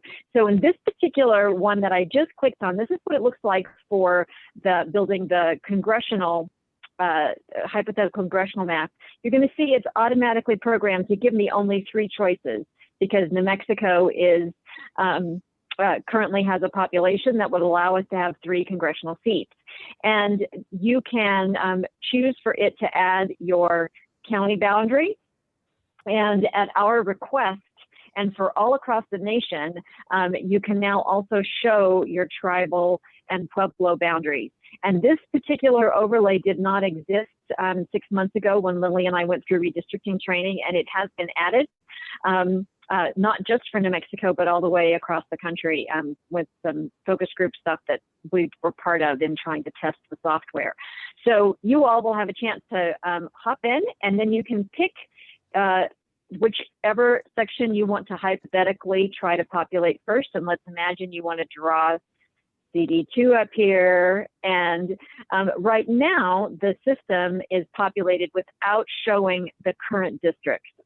You click the button that says show districts or don't show districts, and all it shows is your new ones. It doesn't show the old ones. We think that that functionality is temporarily turned off. So we'll see whether that gets added. But you're going to see that before today's call, I made a hypothetical one that looks kind of like our existing one. It's pretty close to just our current approach of CD1, 2, and 3. And when you all play with it, you can see that you can get in here and you can see, say, partisan lean and see which areas lean Republican or Democrat and whether the districts as currently drawn lean one way or the other. You can also see how different districts appear in terms of large population areas. So I just now asked to show us where the population centers are and they turned gray. Or you can also ask it to illustrate for you specific ethnic and racial groups and where those populations are most prominently residing.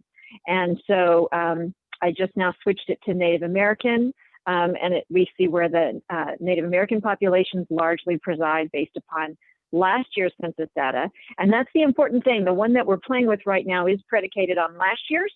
So we'll have to see what the new data looks like once it's in there.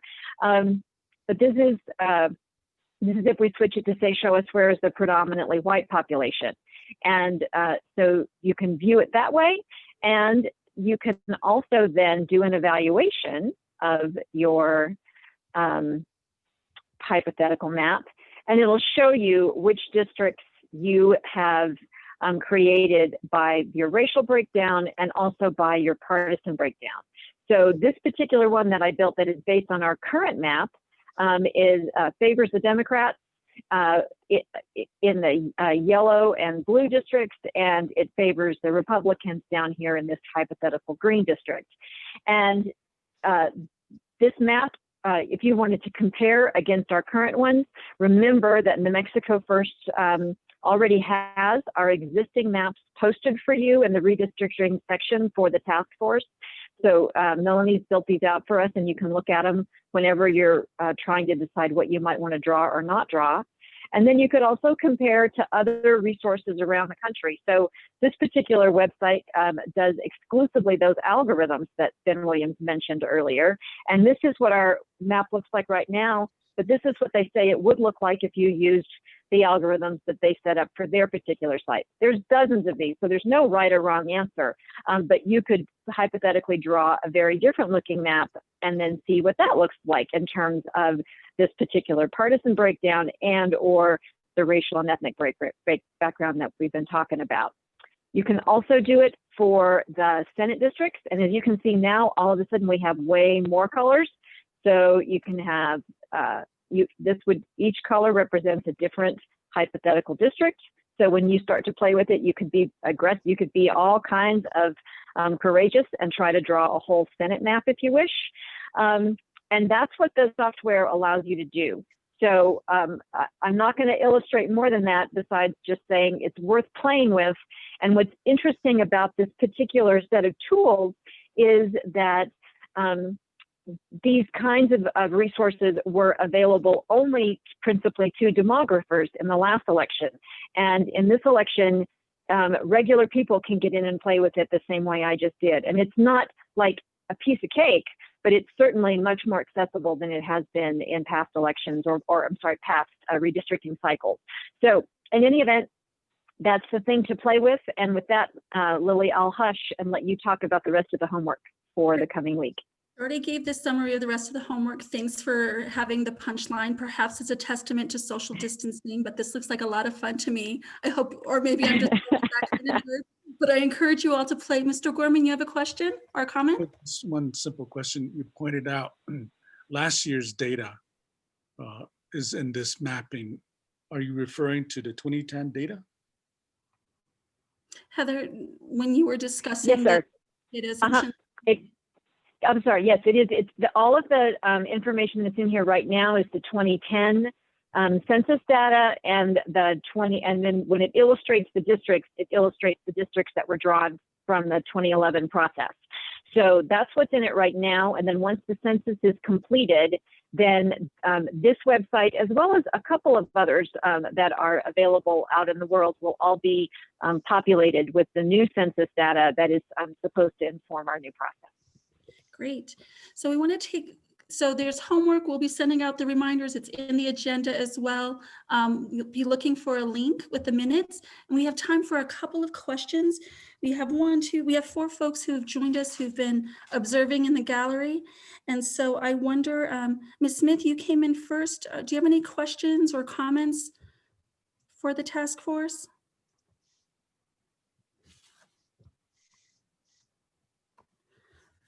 Melanie, are you able to, all right. Are you able to unmute? I asked them to unmute, so. Okay, thank you. Ms. Smith?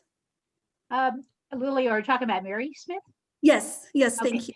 I'm sorry, I did not have a question. I must have hit something. No, that's okay. You were in as an observer and we just didn't want to skip you because you've been listening this whole time and thought if you had a question or a comment, we would take it. Thank you. Kathleen Berg, Ms. Berg, do you have a question or a comment for the task force? I don't, but thank you, Lily. Great work, everyone. Thank you. Rena, any questions or comments? She left, Lily. All right, and then Claudia Reiser, Arissa? Yeah, hi, thank you. I just wanted to say I really got a lot out of this today. I guess I have a much better appreciation for the complexity of the issues involved with redistricting. And I especially enjoyed learning more about the communities of interest and how important it is going to be to deal with that. Thank you, Ms. Risner. Appreciate your time and listening in and weighing in. It's good to learn together, right? So again, we'll be getting the notes to you within a couple of days. We'll also have the reminders about your homework. As promised at the top of the call and reaffirmed in the chat, we will definitely get the results of the survey, the first round, out to folks, and then we'll get the new version for more homework. So for those of you who who just know how to have a good time. You get to play with the mapping. You get to spend some time rereading or reviewing the section about what other states are doing to approach public participation in mapping. And you've got a video to watch. So have a good time. We know how to like really party it up with homework here, but I really sincerely, all silliness aside, just appreciate each of you for being here, thinking and learning together. And we are in store for a real treat where we're gonna dig in more deeply around public mapping in our next meeting. So everybody can be a part of the fun. We don't wanna keep it all for ourselves. Y'all take care. Thank you. Thank Bye. you. Thanks.